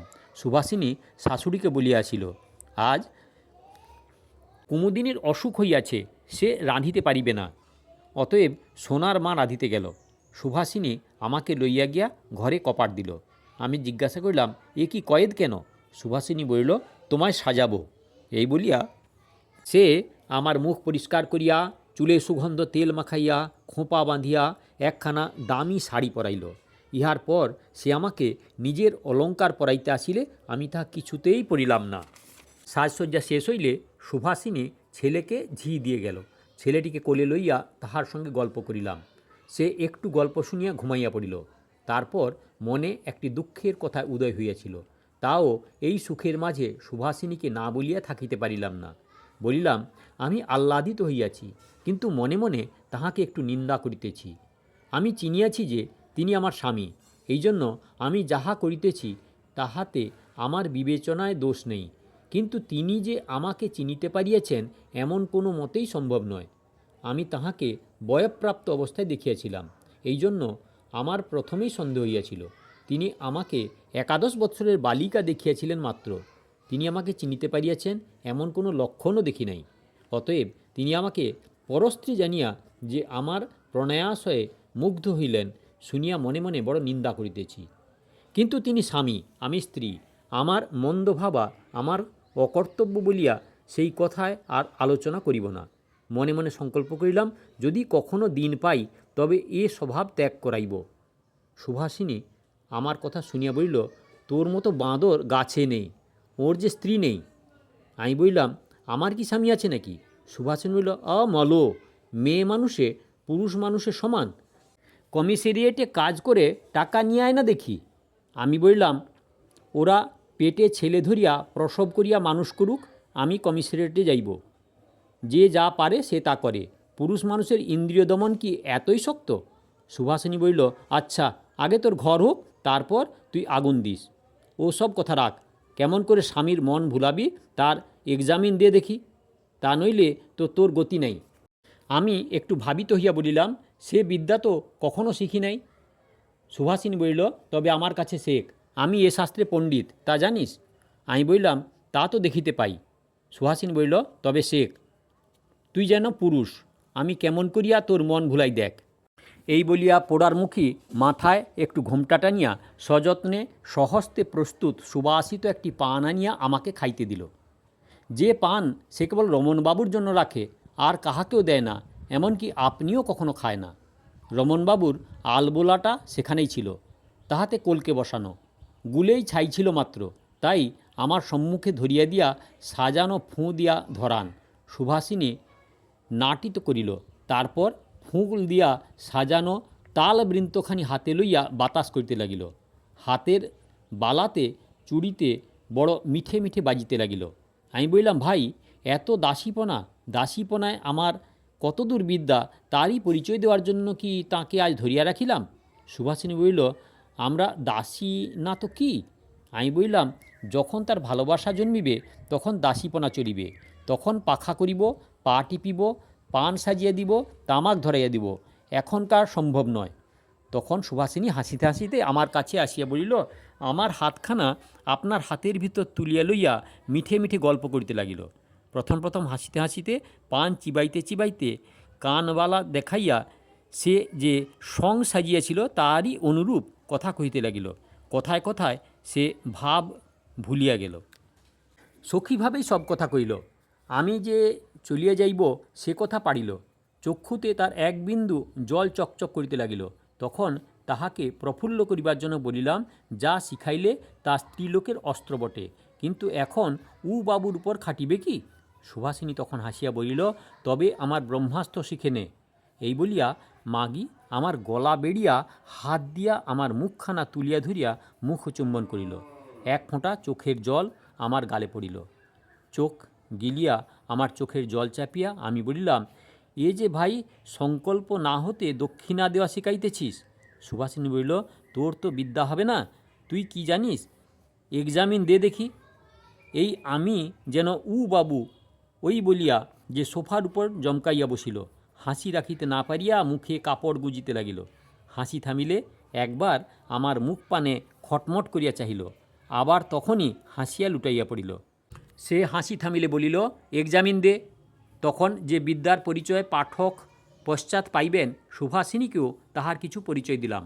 সুভাষিনী আমাকে সোফা হইতে ঠেলিয়া ফিরিয়া দিল, বলিল, দৌড় হ পাপিষ্ঠা, তুই আস্ত কেউটে। আমি বলিলাম, কেন ভাই? সুভাষিনী বলিল, ও হাসি চাহনিতে পুরুষ মানুষটি যে মরিয়া ভূত হয়। আমি বলিলাম, তবে এক্সামিন পাস? সুভাষিনী বলিল, খুব পাস, কমিশারিয়েটের 169 পুরুষেও এমন হাসি চাহনি কখনো দেখে নাই।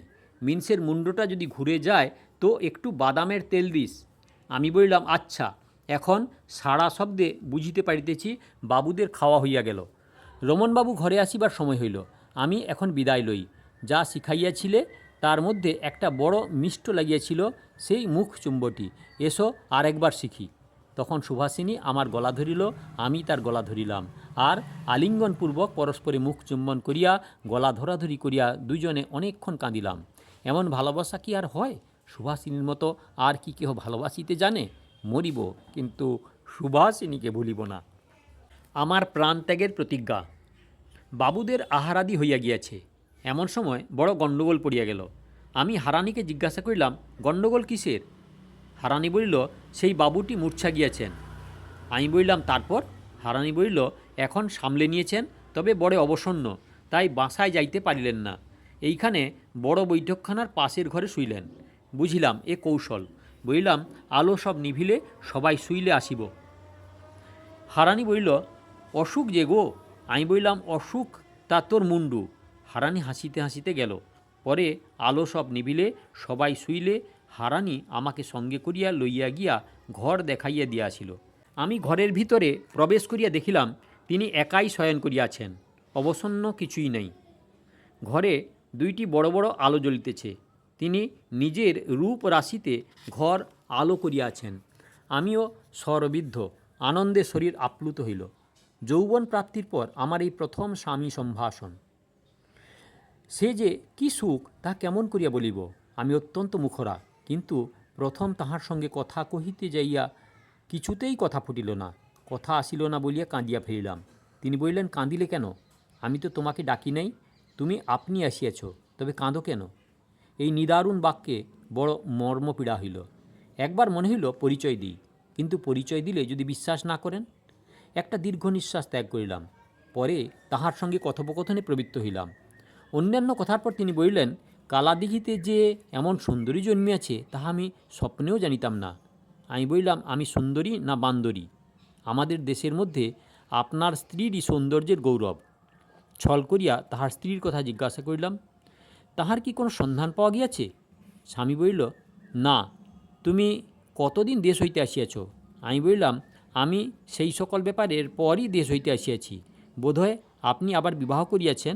স্বামী বলিল, না। বড় কথায় উত্তর দেওয়ায় তাহার অবসর দেখিলাম না। তিনি বিস্ময়ে আমার প্রতি চাহিয়া রহিলেন। একবার মাত্র বলিলেন, এমন রূপ তো মানুষের দেখি নাই। কুলের বাহিরে। পূর্বেই বলিয়াছিলাম যে তিনি আমার বশীভূত হইয়াছেন। তাই আমি তাহার নিকট হইতে একটু দূরে আসিয়া বসিয়া কথা কহিতে লাগিলাম। তিনি নিকটে আসিলে আমি তাহাকে কহিলাম, আমার নিকটে আসিবেন না, আপনার একটি ভ্রম জন্মিয়াছে। আমি কুলটা নহি, আপনার নিকট দেশের সংবাদ শুনিব বলিয়া আসিয়াছি। বোধহয় তিনি একথা বিশ্বাস করিলেন না। অগ্রসর হইয়া বসিলেন। আমি তখন হাসিতে হাসিতে বলিলাম, তুমি কথা শুনিলে না, আমি চলিলাম। আমি সত্যই গাত্রোত্থান করিলাম দেখিয়া তিনি আমার হাত ধরিয়া রাখিয়া বিস্ময়ের সঙ্গে মতো হাতের পানে চাহিয়া রহিলেন। আমি বললাম, দেখিতেছ কি? তিনি উত্তর করিলেন, ফুলের চেয়ে মানুষ সুন্দর এই প্রথম দেখিলাম। আমি রাগ করিয়া হাত ছুঁড়িয়া দিয়ে বলিলাম, তুমি ভালো মানুষ নও, আমাকে ছুঁইও না, আমাকে দুশ্চরিত্রা মনে করিও না। এই বলিয়া আমি দ্বারের নিকট অগ্রসর হইলাম। তিনি হাত জোড়ো করিয়া বলিলেন, আমার কথা রাখো, যাইও না। আমি ফিরিয়া বলিলাম, তোমাকে ত্যাগ করিয়া যাইতে আমারও কষ্ট হইতেছে, কিন্তু কি করিব? একদিনের সুখের জন্য ধর্ম ত্যাগ করিব না। আমি চলিলাম। তিনি বলিলেন, তোমার ধর্ম তুমি জানো, আমার এখন আর ধর্মাধর্ম জ্ঞান নেই। আমি শপথ করিতেছি, একদিনের জন্য নয়, তুমি চিরকাল আমার হৃদয়েশ্বরী হইয়া থাকিবে। আমি হাসিয়া বলিলাম, পুরুষের শপথে বিশ্বাস নেই।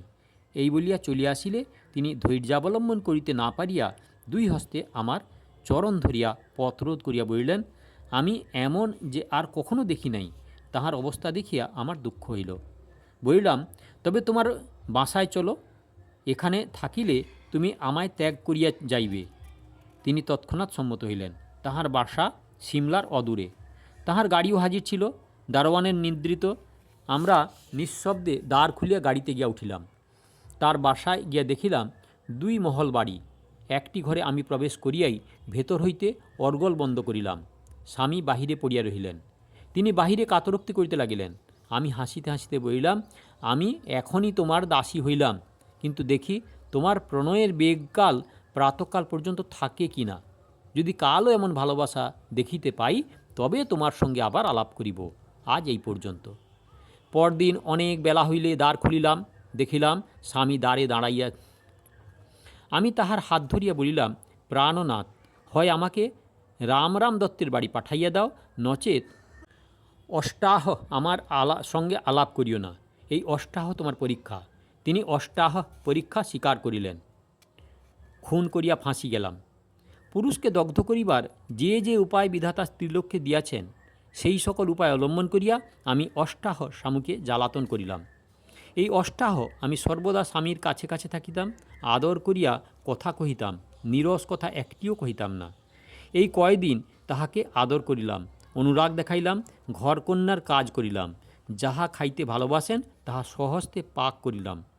সব দিক দিয়া যাহাতে ভালো থাকেন তাহা করিলাম। আমি সমস্ত অন্তঃকরণের সহিত তার সেবা করিয়াছিলাম, কারণ উনি আমার স্বামী। প্রতি সেবাতেই আমার আনন্দ, তাই কৃত্রিম নহে। মনে করিতেছিলাম, যদি আমাকে গ্রহণ নাই করেন, তবে আমার পক্ষে পৃথিবীর যে সার সুখ তা অন্তত এই কয়দিনের জন্য প্রাণ ভরিয়া ভোগ করিয়া লই। তাই এই সকল প্রাণ ভরিয়া করিতে পারিতেছিলাম। আমি আপনার হাসি চাহনির ফাঁদে পরকে ধরিতে গিয়া পরকেও ধরিলাম, আপনিও ধরা পড়িলাম। আগুন ছাড়াইতে গিয়া পরকেও পড়াইলাম, আপনিও পড়িলাম। পরীক্ষার কাল পূর্ণ হইয়া আসিল, কিন্তু আমি তাহার ভালোবাসার এমনই অধীর হইয়া পড়িয়াছিলাম যে মনে মনে স্থির করিলাম, পরীক্ষার কাল অতীত হইলে তিনি আমাকে মারিয়া তাড়াইয়া দিলেও যাইব না। তিনি পরিচয় পাইয়া যদি আমাকে স্ত্রী বলিয়া গ্রহণ না করেন, গণিকার মতো যদি তাহার কাছে থাকিতে হয় তাহাও থাকিব। স্বামী পাইলে লোক লজ্জাকে ভয় করিব না। কিন্তু যদি কপালে তাও না ঘটে, এই ভয়ে অবসর পাইলেই কাঁদিতে বসিলাম। কিন্তু ইহাও বুঝিলাম যে প্রাণনাথের পক্ষচ্ছেদ হইয়াছে, আর উড়িবার শক্তি নাই। তাহার চিত্তের দুর্দমনীয় বেগ প্রতি পদে দেখিতে পাইলাম। আমি গৃহকর্ম করিলে তিনি বালকের মতো আমার সঙ্গে সঙ্গে বেড়াইতেন। কখন আমার চরণ স্পর্শ করিয়া রোদন করিয়া বলিতেন, আমি এই অষ্টাহ তোমার কথা পালন করিব, তুমি আমায় ত্যাগ করিয়া যাইও না। আমি দেখিলাম যে তাহাকে ত্যাগ করিলে তাহার দশা বড় মন্দ হইবে। পরীক্ষায় ফাঁসিয়া গেল। অষ্টাহ অতীত হইলে বিনা বাক্যবে উভয়ের অধীন হইলাম। উনি আমায় কুলোটা বলিয়া জানিলেন, তাহাও সহ্য করিলাম। কিন্তু আমি যাই হই, হাতির পায়ে শিকল পরাইয়াছি ইহা বুঝিলাম। ফাঁসির পর মোকদ্দমার তদারক। আমরা কলকাতায় দিন কতক সুখে স্বচ্ছন্দে রহিলাম। তারপর দেখিলাম স্বামী একদিন একখানা চিঠি হাতে করিয়া অত্যন্ত বিষণ্ণভাবে বসিয়া রহিলেন। জিজ্ঞাসা করিলাম, এত বিমর্ষ কেন? তিনি বলিলেন, বাড়ি হইতে চিঠি আসিয়াছে, বাড়ি যাইতে হইবে। আমি হঠাৎ বলিয়া মাটিতে বসিয়া কাঁদিয়া ফেলিলাম। তিনি সস্নেহে আমার হাত ধরিয়া তুলিয়া অশ্রু মুছাইয়া দিয়া বলিলেন, সেই কথাই ভাবিতেছিলাম, তোমায় ছাড়িয়া যাইতে পারিব না। না গেলেই নয়, যদি শীঘ্র ফেরো তবে আমাকে এইখানে রাখিয়া যাও। শীঘ্র ফিরিব সে ভরসা নাই। আমি কাঁদিতে কাঁদিতে বলিলাম, তুমি যাও, আমি তোমার জঞ্জাল হইব না। আমি যে তোমাকে না দেখিলে পাগল হইব। দেখো, আমি তোমার বিবাহিত স্ত্রী নহি, তোমার উপর আমার কোনো অধিকার নেই। আমাকে তুমি বিদায় দাও। তুমি আমাকে আর কথা কহিতে দিলেন না। বলিলেন, আজ আর এ কথায় কাজ নেই, আজ ভাবি, যা ভাবিয়া স্থির করিব কাল বলিব। বৈকালে তিনি রমনবাবুকে ডাকিয়া পাঠাইলেন। তিনি আসিলেন। আমি কপাটের আড়াল হইতে শুনিতে লাগিলাম কি কথা হয়। বলিলেন, আপনাদিগের সেই পরিচারিকাটির নাম কি? রমন বলিল, কুমুদিনী। উপেন্দ্র বলিল, তাহার বাড়ি কোথায়? রমন বলিল, এখন বলিতে পারি নাই। উপেন্দ্র বলিল, তাহার স্বামী কে জানেন? রমন বলিল, জানি, তবে এক্ষণে বলিবার অধিকার নাই। উপেন্দ্র বলিল, আপনারা উহাকে কোথায় পাইলেন? রমন বলিল, আমার স্ত্রী তাহার মাসির কাছে উহাকে পাইয়াছেন। উপেন্দ্র বলিল, উহার চরিত্র কেমন? রমন বলিল, এমন উৎকৃষ্ট চরিত্র দেখা যায় না। ইহার পর আমার স্বামী রমনবাবুকে আমার বাড়ি কোথায়, স্বামীর বাড়ি কোথায়, স্বামী জীবিত কিনা প্রভৃতি অনেক কথা জিজ্ঞাসা করিলেন। রমনবাবু উত্তরে বলিলেন, আমি সবই জানি, কিন্তু কিছুই বলিবার অধিকার নেই। উপেন্দ্র বলিল, আচ্ছা, আপনি তো সব জানেন দেখছি, বলুন দেখি, আমি যে অভিসন্ধি করিতেছি তাহা ঘটিতে পারি নাকি? রমন বলিল, খুব ঘটিতে পারে, আপনি কুমুদিনীকে জিজ্ঞাসা করিবেন। উপেন্দ্র বলিল, আচ্ছা, আপনি কুমুদিনী সম্বন্ধে যাহা জানেন তাহা সব একটা কাগজে লিখিয়া দিয়া দস্তখত করিয়া দিতে পারেন? রমন বলিল, পারি, এক শর্তে। আমি লিখিয়া পুলিন্দায় সিল করিয়া কুমুদিনীর কাছে দিয়া যাইব। আপনি এক্ষণে তাহা পড়িতে পারিবেন না, দেশে গিয়া পড়িবেন। কেমন, রাজি? স্বামী মহাশয় অনেক ভাবিয়া বলিলেন, রাজি। আমার অভিপ্রায়ের পোষক হইবে তো? রমন বলিল, হইবে। অন্যান্য কথার পর রমনবাবু উঠিয়া গেলে আমার স্বামী আমার কাছে আসিলেন। আমি জিজ্ঞাসা করিলাম, এসব কথা হইতেছে কেন? তিনি বলিলেন, সব শুনিয়াছ নাকি? আমি বললাম, হ্যাঁ, শুনিয়াছি। ভাবিতেছিলাম, আমি তো তোমায় খুন করিয়া ফাঁসি দিয়াছি, ফাঁসির পর তদারক কেন? তিনি বলিলেন, এখনকার আইনে তা হইতে পারে। ভারী জুয়াচুরির বন্দোবস্ত। সেদিন দিবারাত্রি আমার স্বামী অন্যমনে ভাবিতে লাগিলেন। আমার সঙ্গে বড় কথাবার্তা কহিলেন না। আমাকে দেখিলেই আমার মুখ পানে চাহিয়া থাকিলেন। তাহাকে চিন্তিত দেখিয়া আমার প্রাণের ভিতর বড় যন্ত্রণা হইতে লাগিল।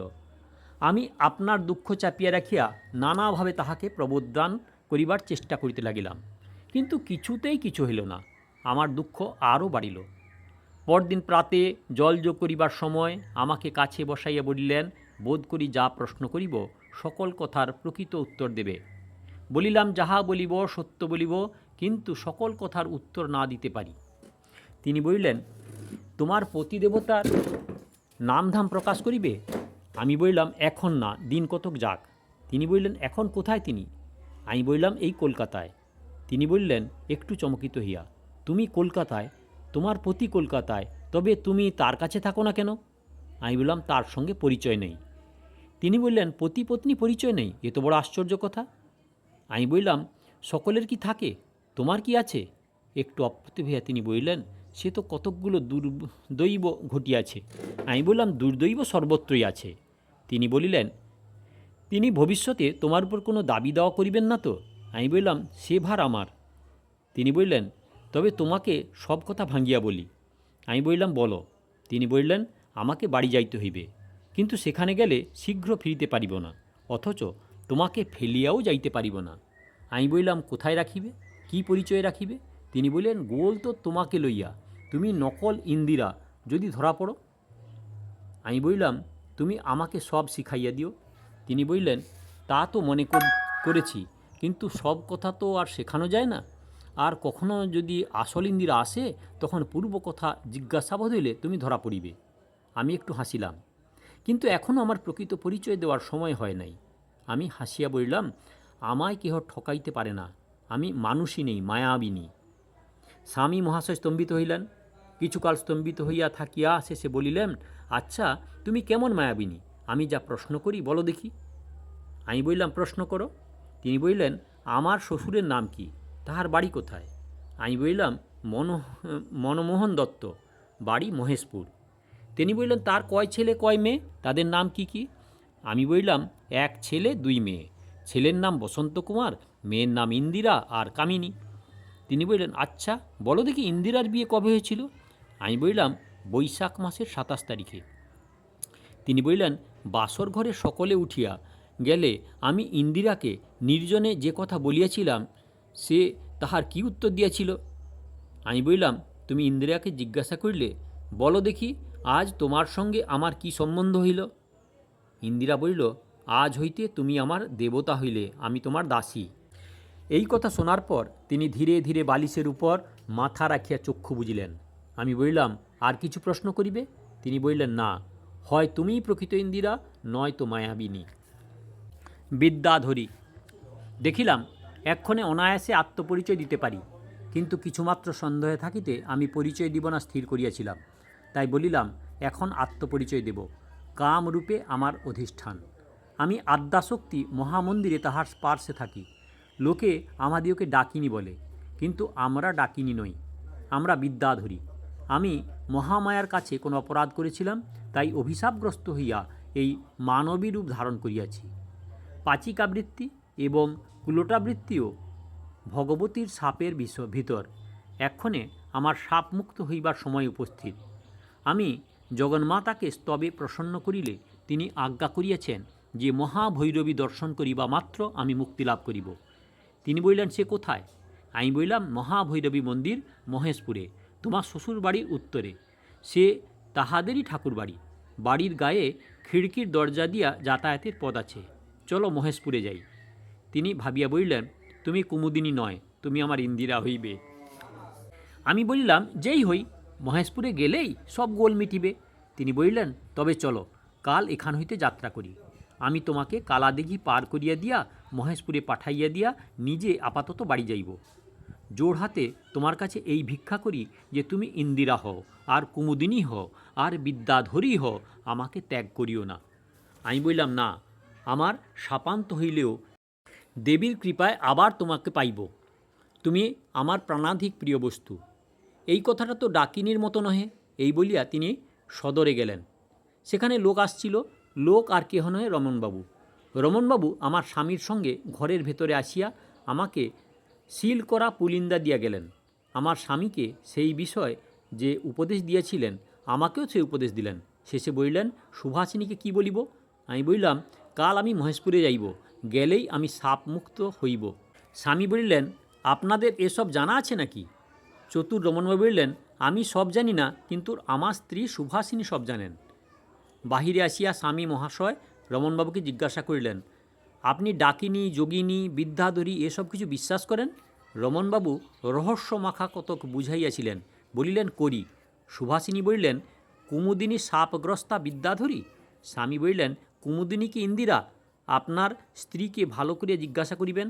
রমণবাবু আর সেখানে দাঁড়াইলেন না, হাসিতে হাসিতে গেলেন। বিদ্যাধরীর অন্তর্ধান। এরপর আমরা যথাকালে উভয়ে কলিকাতা হইতে যাত্রা করিলাম। তিনি আমাকে কালাদিঘি নামক সেই হতভাগ্য দিঘি পার করাইয়া দিয়া নিজালয় অভিমুখে যাত্রা করিলেন। সঙ্গের লোকজন আমাকে মহেশপুরে লইয়া গেল। গ্রামের বাহিরে বাহক ও রক্ষকদিগকে অবস্থিত করিতে বলিয়া আমি পায়ে হাঁটিয়া গ্রামের ভিতর প্রবেশ করিলাম।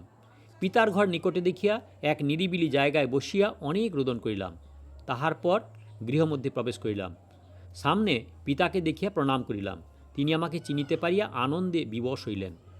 আমি এতদিন কোথায় ছিলাম, কী প্রকারে আসিলাম, তাহা কিছুই বলিলাম না। পিতামাতা জিজ্ঞাসা করিলে বলিলাম, এরপর বলিব। সময় তো মতো তাহাদের কিছু কিছু বলিলাম, কিন্তু সব কথা নহে। এতটুকু বুঝিতে দিলাম না যে পরিশেষে আমি স্বামীর সঙ্গে ছিলাম এবং স্বামীর নিকট হইতে আসিয়াছি। তিনিও 2-1 দিনের মধ্যে এখানে আসিবেন। সব কথা ভাঙিয়া চুরিয়া কামিনীকে বলিলাম না। কামিনী আমা হইতে 2 বৎসরের ছোট, বড় রঙ্গ ভালোবাসে। সে বলিল, দিদি, যখন মিত্রজা এত বড় গোবর গণেশ, তাকে নিয়ে এইটুকু রঙ্গ করিলে হয় না? আমি বললাম, আমারও সেই ইচ্ছা। তখন 2 বহিনে পরামর্শ আঁটিলাম, সকলকে শিখাইয়া ঠিক করিলাম। বাপ মাকে একটু শিখাইতে হইল। কামিনী তাহাদিওকে বুঝাইল যে প্রকাশ্যে গ্রহণ করাটা এখনও হয় নাই, সেটা এখানেই হইবে, আমরাই তাহা করিয়া লইব। তবে আমি যে এখানে আসিয়াছি এই কথাটা তাহার জামাতা আসিলে তাহার সামনে যেন প্রকাশ না করেন। পরদিন জামাতা আসিলেন। পিতামাতা তাহাকে খুব আদর আপ্যায়ন করিলেন। আমি আসিয়াছি এ কথা তিনি কাহারও মুখে শুনলেন না, কাহাকেও জিজ্ঞাসা করিতে পারিলেন না। যখন ঘরের ভিতর জলযোগ করিতে আসিলেন তখন বড় বিষণ্ণ বদন। জলযোগের সময় আমি সামনে রহিলাম না। কামিনী বসিল, আর 2-4 জন জ্ঞাতি ভগিনী ভাই বসিল। তখন সন্ধ্যাকাল উত্তীর্ণ হইয়াছে। কামিনী অনেক কথা জিজ্ঞাসা করিতে লাগিল। তিনি সেই সকল কথার উত্তর দিতে লাগিলেন। আমি দরজার আড়ালে দাঁড়াইয়া সব শুনিতে ও দেখিতে পাইলাম। পরিশেষে তিনি আর থাকিতে না পারিয়া কামিনীকে জিজ্ঞাসা করিলেন, তোমার দিদি কোথায়? কামিনী বড় রকমের একটা দীর্ঘশ্বাস ত্যাগ করিয়া বলিল, কি জানি কোথায়, কালাদিঘিতে সেই সর্বনাশটা হইয়া গেল, তারপর তো আর কোনো খবর পাওয়া যায় নাই। তার মুখখানা ফ্যাকাশে হইয়া গেল, মুখে আর কথা আসিল না। তার চক্ষু দিয়া জলের ধারা বহিতে লাগিল। চক্ষের জল ঠিকমতো সামলাইয়া তিনি জিজ্ঞাসা করিলেন, কুমুদিনী বলিয়া কোনো স্ত্রীলোক আসিয়াছিল কি? কামিনী বলিল, কুমুদিনী কে তাহা বলিতে পারি না। একটা স্ত্রীলোক পরশুদিন পালকি করিয়া আসিয়াছিল বটে। সে বরাবর মহাভৈরবীর মন্দিরে গিয়া দেবীকে প্রণাম করিল। অমনি একটা আশ্চর্য ব্যাপার ঘটিল। হঠাৎ অন্ধকার হইয়া ঝড় বৃষ্টি হইল। সেই স্ত্রীলোক সেই সমন ত্রিশূল হাতে করিয়া জ্বলিতে জ্বলিতে আকাশে উঠিয়া কোথায় চলিয়া গেল। প্রাণনাথ জলযোগ ত্যাগ করিলেন। হাত ধুইয়া মাথায় হাত দিয়া চুপ করিয়া অনেকক্ষণ বসিয়া রহিলেন। অনেকক্ষণ পর বলিলেন, যেখান হইতে কুমুদিনী অন্তর্ধান করিয়াছেন তাহা দেখিতে পাই না। কামিনী বলিল, পাও বই কি, অন্ধকার হইয়াছে, আলো নিয়ে আসি। এই বলিয়া কামিনী আমাকে ইঙ্গিত করিয়া গেল। আগে তুই যা, তারপর আলো নিয়া উপেন্দ্রবাবুকে লইয়া যাইব। আমি আগে গিয়া মন্দিরের বারান্দায় বসিয়া রহিলাম। সেইখানে আলো ধরিয়া খিড়কি দিয়া পথ আছে বলিয়াছি। কামিনী আমার স্বামীকে আমার কাছে লইয়া আসিল। তিনি আসি আমার পায়ের উপর আছড়াইয়া পড়িলেন, ডাকিলেন, কুমুদিনী, কুমুদিনী, যদি আসিয়াছ তো আর আমায় ত্যাগ করিও না। তিনি 2-4 বার এই কথা বলিবার পর কামিনী চটিয়া উঠিয়া বলিল, আয় দিদি, উঠে আয়, ও মিনসে কুমুদিনী চেনে, তোকে চেনে না? তিনি অতিশয় ব্যগ্র হইয়া জিজ্ঞাসা করিলেন, দিদি, দিদিকে? কামিনী রাগ করিয়া বলিল, আমার দিদি ইন্দিরে, কখনো নাম শোনোনি? এই বলিয়া দুষ্টু কামিনী আলোটা নিভাইয়া দিয়া আমার হাত ধরিয়া টানিয়া লইয়া আসিল। আমরা খুব ছুটিয়া আসিলাম। তিনি একটু প্রকৃতিস্থ হইয়া আমাদের পিছু পিছু ছুটিলেন। কিন্তু অন্ধকার পথ অচেনা, একটা চৌকাঠে বাঁধিয়া একটা ছোট্ট রকম আছাড় খাইলেন। আমরা নিকটেই ছিলাম, দুজনেই দুই দিক হইতে হাত ধরিয়া তুলিলাম। কামিনী চুপি চুপি বলিল, আমরা বিদ্যা ধরি, তোমার রক্ষার জন্য সঙ্গে সঙ্গে বেড়াইতেছি। এই বলিয়া তাকে টানিয়া আনিয়া আমার শয়ন ঘরে উপস্থিত করিলাম। সেখানে আলো ছিল। তিনি আমাদের দেখিয়া বলিলেন, এ কি, এ তো কামিনী, আর এ তো কুমুদিনী। কামিনী রাগে 10 খানা হইয়া বলিল, পোড়া কপাল, এই বুদ্ধিতে টাকা রোজগার করেছ, কোদাল পাড়ো না কেন? এ কুমুদিনী না ইন্দিরে, তোমার পরিবার, আপনার পরিবার চিনতে পারো না? তখন স্বামী মহাশয় আনন্দে আত্মহারা হইয়া আমাকে কোলে টানিয়া লইতে গিয়া কামিনীকে কোলে টানিয়া লইলেন। সে তার গালে এক চড় মারিয়া হাসিতে হাসিতে চলিয়া গেল। সেদিন বাড়িতে খুব আনন্দ উৎসব বাঁধিল। সেই রাত্রে কামিনীতে আর বাবুতে প্রায় 100বার বাগযুদ্ধ হইল। সকলবার প্রাণনাথ হারিলেন, সেকালে যেমন ছিল। কালাদেহী ডাকাতির পর এক এক করে আমার কপালে যাহা ঘটিয়াছিল তাহা স্বামীর নিকট সব বলিলাম। রমণবাবু ও সুহাসিনী যেরূপ ষড়যন্ত্র করিয়া তাহাকে কলকাতায় লইয়া গিয়াছিল তাহাও বুঝাইলাম।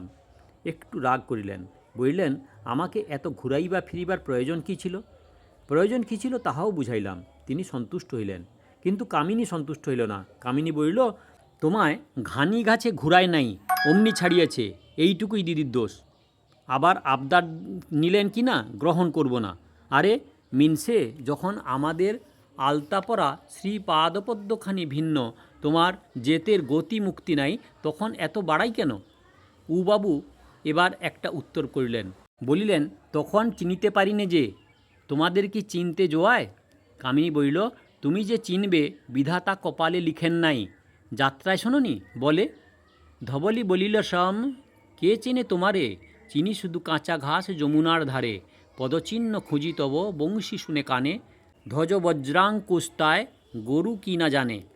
আমি আর হাসি রাখিতে পারিলাম না। বাবু অপ্রতিভ হইয়া কামিনীকে বলিলেন, যা ভাই, আর জ্বালাস নে, যাত্রা করলি তার জন্য এই পানের খিলিটা পেলা দিয়ে যা। কামিনী বলিল, দিদি, মিত্রজার একটু বুদ্ধি আছে দেখতে পাই। আমি বললাম, কি বুদ্ধি দেখলি? কামিনী বলিল, বাবু পানের ঠিলিটা রেখে খিলিটা দিয়েছেন, বুদ্ধি নয়? তা তুই কাজ এক করিস, মধ্যে মধ্যে তোর পায়ে হাত দিতে দিস, তাহলে হাত খুলবে। আমি বললাম, আমি কি ওকে পায়ে হাত দিতে বলতে পারি? উনি হলেন আমার পতি দেবতা। কামিনী বলিল, ও আবার দেবতা হলেন কবে? পতি যদি দেবতা, তবে এতদিন তো তোমার কাছে উনি উপদেবতা ছিলেন। আমি বললাম, দেবতা হয়েছেন যবে ওর বিদ্যা ধরে গিয়েছে। কামিনী বলিল, আহা, বিদ্যাকে ধরি ধরি করেও ধরতে পারলেন না। তা দেখো মিত্রমশাই, তোমার যে বিদ্যা, তাহার সঙ্গে ধরাধরি না করলেই ভালো। সেই বিদ্যা বড় বিদ্যা, যা যদি না পড়ে ধরা। আমি বললাম, কামিনী, তুই বড় বাড়ালি, শেষে চুরি চামারি পর্যন্ত ঘাড়ে ফেলতেছিস। কামিনী বলিল, অপরাধ আমার। যখন মিত্রমশাই কমিশারিয়েটের কাজ করছিলেন তখন চুরি তো করেছেন, আর চামারি তা যখন রসদ জুগিয়েছেন তখন চামারিও করেছেন। বাবু বলিলেন, বলুক গে, ও ছেলে মানুষ, অমৃতং বালভাসিতং। কামিনী বলিল, কাজেই তুমি যখন বিদ্যাধরী সাহসিতং, তখন তোমার বুদ্ধি নাসিতং, তবে আমি আসিতং মা ডাকিতং। সত্যই মা ডাকিতেছিলেন। কামিনী মার নিকট হইতে ফিরিয়া আসিয়া বলিল, জানো কেন মা ডাকিতং? তোমরা আর 2 দিন থাকিতং, যদি না থাকিতং তবে জোর করে রাখিতং। আমরা উভয়ের মুখের পানে চাহিলাম। কামিনী বলিল, কেন পরস্পর তাকিতং? বাবু বলিলেন, ভাবিতং। কামিনী বলিল, বাড়ি গিয়ে ভাবিতং। এখন 2 দিন এখানে থাকিতং, খাবিতং, দাবিতং, হাসিতং, খুশিতং, খেলিতং, হেলিতং, দুলিতং, নাচিতং, গাইতং। বাবু বলিল, কামিনী, তুই নাচবি? কামিনী বলিল, দূর, আমি কেন? আমি যে শিকল কিনে রেখেছি, তুমি নাচবে। বাবু বলিল, আমাকে তো আসা পর্যন্ত নাচাচ্ছ, আর কত নাচাবে? আজ তুমি একটু নাচবে? কামিনী বলিল, তাহলে থাকিবে? বাবু বলিল, থাকিব। কামিনীর নাচ দেখিবার আশায় নহে, আমার পিতামাতার অনুরোধে বাবু আর একদিন থাকিতে সম্মত হইলেন। সেদিনও বড় আনন্দে গেল। দলে দলে পাড়ার মেয়েরা আসিয়া সন্ধ্যার পর আমার স্বামীকে ঘেরিয়া লইয়া মজলিস করিয়া বসিল। কত মেয়ে আসিল তার সংখ্যা নেই। কত বড় বড় পটল চেরা ভ্রমর তারা চোখ সারি বাঁধিয়া স্বচ্ছ সরোবরে শবরীর মতো খেলিতে লাগিল। কত কালো কালো কুণ্ডলী করা ফণা ধরা অলক রাশি বর্ষাকালে বনের লতার মতো ঘুরিয়া ঘুরিয়া ফুলিয়া ফুলিয়া দুলিয়া দুলিয়া উঠিতে লাগিল, যেন কালীয় দমনের কাল নাগিনীর দল বিত্রস্ত হইয়া যমুনার জলে ঘুরিতে ফিরিতেছে। কত কান, কানবালা, চৌদান, মাকড়ি, ঝুমকা, ইয়ারিং, দুল মেঘ মধ্যে বিদ্যুতের মতো, কত মেঘের মতো চুলের রাশির ভিতর হইতে খেলিতে লাগিল। কত রাঙা ঠোঁটের ভিতর হইতে, কত মুক্তা পঙ্ক্তির মতো দন্তশ্রেণীতে, কত সুগন্ধি তাম্বুল চর্বণে, কত রকম অধরলীলার তরঙ্গ উঠতে লাগিল। কত প্রৌঢ়ার ফাঁদিনাথের ফাঁদে কন্দর্প ঠাকুর ধরা পড়িয়া তীরন্দাজিতে জবাব দিয়া নিষ্কৃতি পাইলেন। কত অলঙ্কার রাশিভূষিত সুযোগ বাহুস উপেক্ষা নিক্ষেপ বায়ু সন্তাড়িত পুষ্পিতলতাপূর্ণ উদ্যানের মতো সেই কক্ষ একটা অলৌকিক অঞ্চল শোভায় শোভিত হইতে লাগিল। রণু রণু ঝুনুঝুনু সিঞ্চিত ভ্রমর গুঞ্জনে অনকৃত হইতে লাগিল। কত দিকে দিকে হারে বাহারে চন্দ্রহারে চন্দ্রহার, মলের ঝলমলে চরণ টলমল, কত বানারসি, বালুচরি, মির্জাপুরি, ঢাকাই, শান্তিপুর, সিমলা, ফরাসডাঙ্গা, চেলি, গরদ, সুতা, রঙ্গ করা, রঙ্গ ভরা, ডুরে, ফুরফুরে, ঝুরঝুরে, বাদুরে, তাতে কারো ঘোমটা, কারো আড় ঘোমটা, কারো আধ ঘোমটা, কারো কেবল কবরী প্রান্তে মাত্র বসন সংস্পর্শ, কারো তাতেও ভুল। আমার প্রাণনাথ অনেক গোড়া পল্টন ফতে করিয়া ঘরে টাকা লইয়া আসিয়াছেন। অনেক অনেক কর্নেল জানরেলের বুদ্ধিভ্রংশ করিয়া লাভের অংশ ঘরে লইয়া আসিয়াছেন। কিন্তু এই সুন্দরী পল্টন দেখিয়া তিনি বিশুষ্ক বিত্রস্ত। তোপের আগুনের স্থানে নয়ন বহ্নির স্ফূর্তি কামানের কাল করাল কুণ্ডলীকৃত ধূমপুঞ্জের পরিবর্তে এই কাল করাল কুণ্ডলীকৃত কমনীয় কেশ কাদম্বরী বেওনেটের ঠনঠনির পরিবর্তে এই অন্ধকারে রুনুরুনি জয় ঢাকের বাদ্যের পরিবর্তে আলতা পরা পায়ে মলের ঝমঝমি। যে পুরুষ চিলিয়ানওয়ালা দেখিয়াছে সেও হতাশ্বাস ও ঘোর রণক্ষেত্র তাহাকে রক্ষা করিবার জন্য তিনি আমাকে দ্বারদেশ দেখিতে পাইয়া ইঙ্গিতে ডাকিলেন। কিন্তু আমিও সেনাপতির মতো বিশ্বাসঘাতকতা করিলাম, এ রণে তাহাকে সাহায্য করিলাম না। মোট কথা, এই সকল মজলিসে অনেক নির্লজ্জ ব্যাপার ঘটিয়া থাকে জানিতাম, তাই কামিনী আর আমি গেলাম না, বাইরে রহিলাম। দরজা হইতে মধ্যে মধ্যে উকি মারিতে লাগিলাম।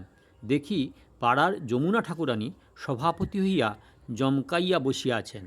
তাঁর বয়স 45 ছাড়াইয়াছে।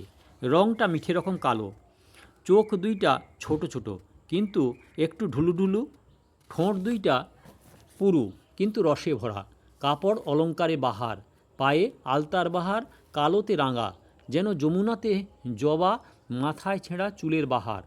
শরীরের ব্যাস ও পরিধি অসাধারণ দেখিয়া আমার স্বামী তাহাকে নদীরূপা মহিষী বলিয়া ব্যঙ্গ করিতেন। মথুরাবাসীরা যমুনা নদীকে কৃষ্ণের নদীরূপা মহিষী বলিয়া থাকে, সেই কথা লক্ষ্য করিয়া উবাবু এই রসিকতা করিলেন। প্রতিশোধ লইবার জন্য পাড়ার যমুনা ঠাকুরানী আমার স্বামীর সম্মুখে আমাকে প্রকারান্তরে গাই বলিলেন। এমন সময়ে আমি দ্বার হইতে মুখ বাড়িয়ে জিজ্ঞাসা করিলাম, যমুনা দিদি কী গা? যমুনা দিদি বলিলেন, একটা গাই ভাই। আমি জিজ্ঞাসা করিলাম, গাই কেন গা? কামিনী আমার পাশ হইতে বলিল, ডেকে ডেকে যমুনা দিদির গলা কাঠ হইয়া গিয়াছে, একবার পিওবে? হাসির চোটে সভাপত্নী মহাশয় নিবিয়া গেলেন। কামিনীর উপর গরম হইয়া বলিলেন, একরত্তি মেয়ে, তুই সকল হাঁড়িতে কাঠি দিস কেন গো কামিনী?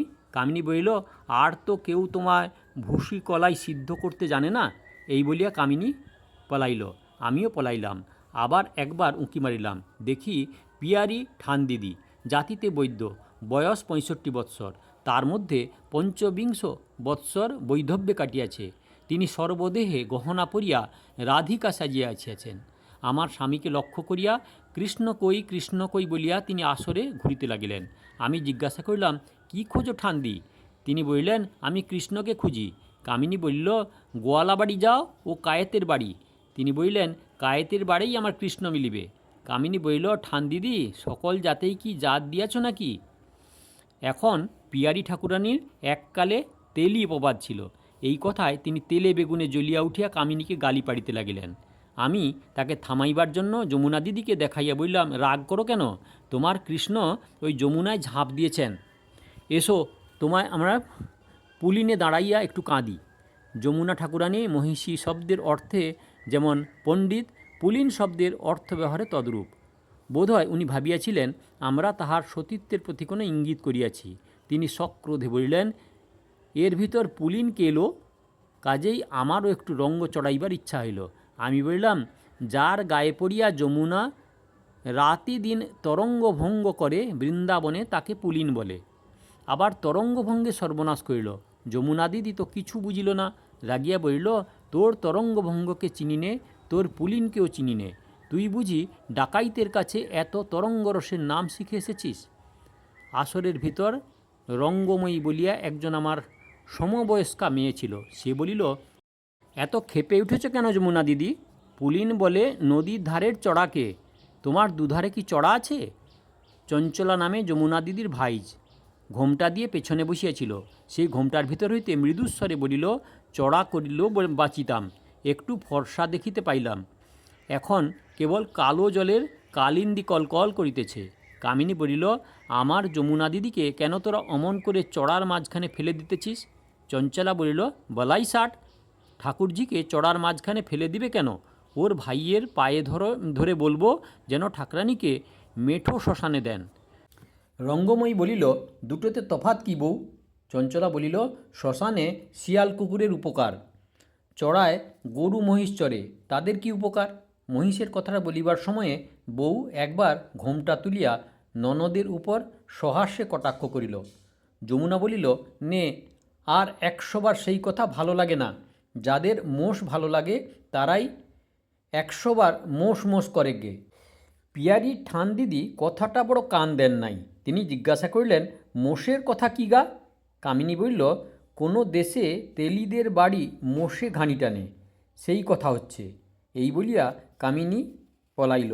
বারবার সেই তেলি কথাটা মনে করিয়া দেওয়া ভালো হয় নাই, কিন্তু কামিনী কুচরিত্র লোক দেখিতে পারিত না। পিয়ারি ঠানদিদি রাগে অন্ধকার দেখিয়া আর কথা না কহিয়া বাবুর কাছে গিয়া বসিল।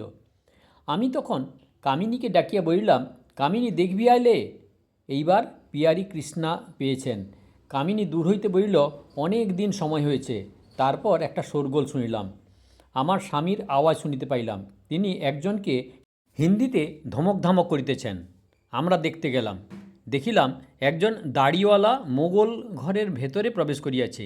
বাবু তাহাকে তাড়াইবার জন্য ধমক ধামক করিতেছেন। মোগল যাইতেছে না। কামিনী তখন দ্বার হইতে ডাকিয়া বলিল, মিত্রমশাই, গায়ে কি জোর নেই? মিত্রমশাই বলিলেন, আছে বই কি। কামিনী বলিল, তবে মোগল মিনসেকে গলা ধাক্কা দিয়া ঠেলিয়ে দাও না। এই কথা বলিবা মাত্র মোগল ভয়েসে দ্রুত বেগে পলায়ন করিল। পলায়ন করিবার সময় আমি তাহার দাড়ি ধরিলাম। পরচুলা খসিয়া পড়িল। মোগল বলিল, মরণ আর কি, তা এ বোকাটি নিয়ে ঘর করবি কি প্রকারে? এই বলায় সে পলাইল।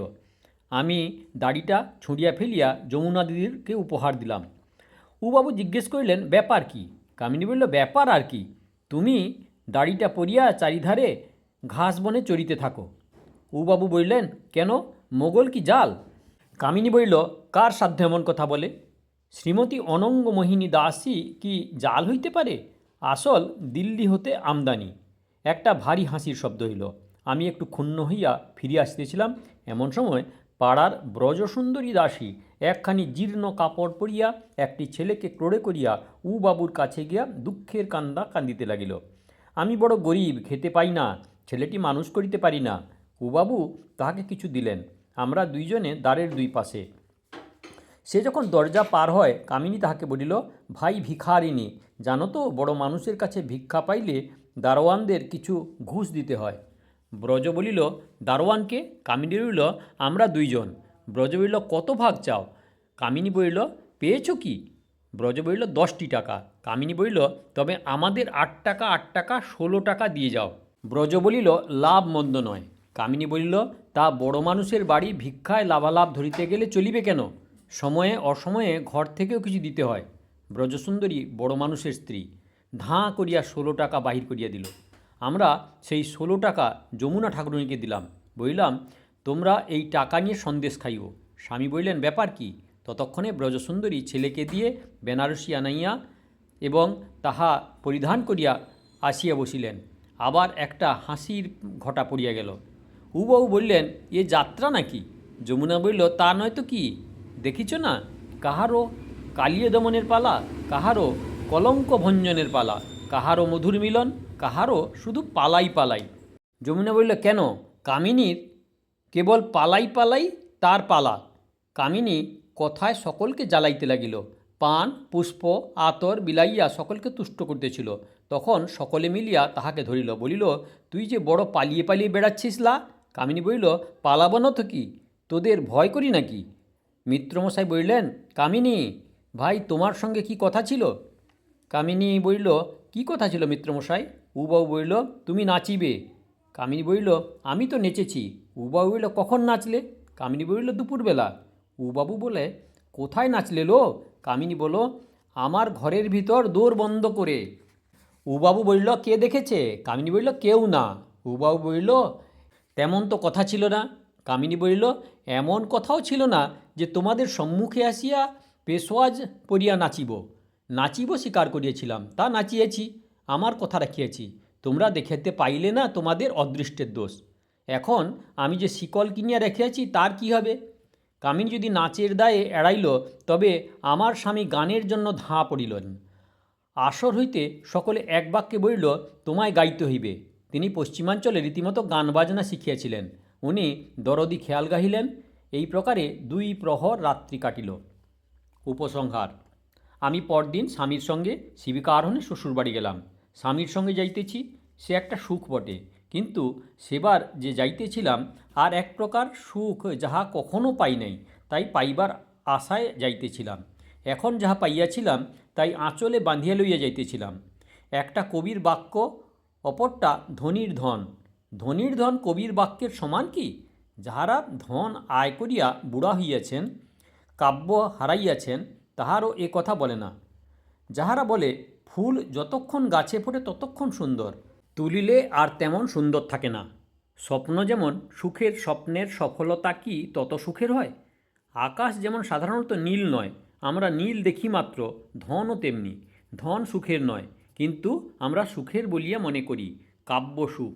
কেননা কাব্য আশা, ধন, ভোগ মাত্র। তাও সকলের কপালে নয়। আমরা ধনী লোক, কেবল ধনাগারের প্রহরী মাত্র। আমার একজন আত্মীয় বলেন, ট্রেজারি গার্ড। তবু সুখে সুখেই শ্বশুরবাড়ি চলিলাম। সেখানে নিরাপদে পৌঁছিলাম। স্বামী মহাশয় মাতা পিতার নিকট সব কথা নিবেদন করিলেন। রমনবাবুর পোঁটলা খোলা হইল। তাহার কথার সঙ্গে আমার সকল কথা মিলিল। আমার শ্বশুর শাশুড়ি সুখী হইলেন। সমাজের লোকেও সবিশেষ ঘটনা জানিতে পারিয়া কোনো কথা তুলিল না। আমি সকল ঘটনা জানাইয়া সুভাষিনীকে পত্র লিখিলাম। সুভাষিনীর জন্য আমার প্রাণ সবসময় কাঁদিত। আমার স্বামী আমার অনুরোধে রমনবাবুর নিকট হারানির জন্য 500 টাকা পাঠাইয়া দিলেন। খুব তাড়াতাড়ি সুভাষিনী উত্তর পাঠাইল। উত্তর আনন্দ পরিপূর্ণ।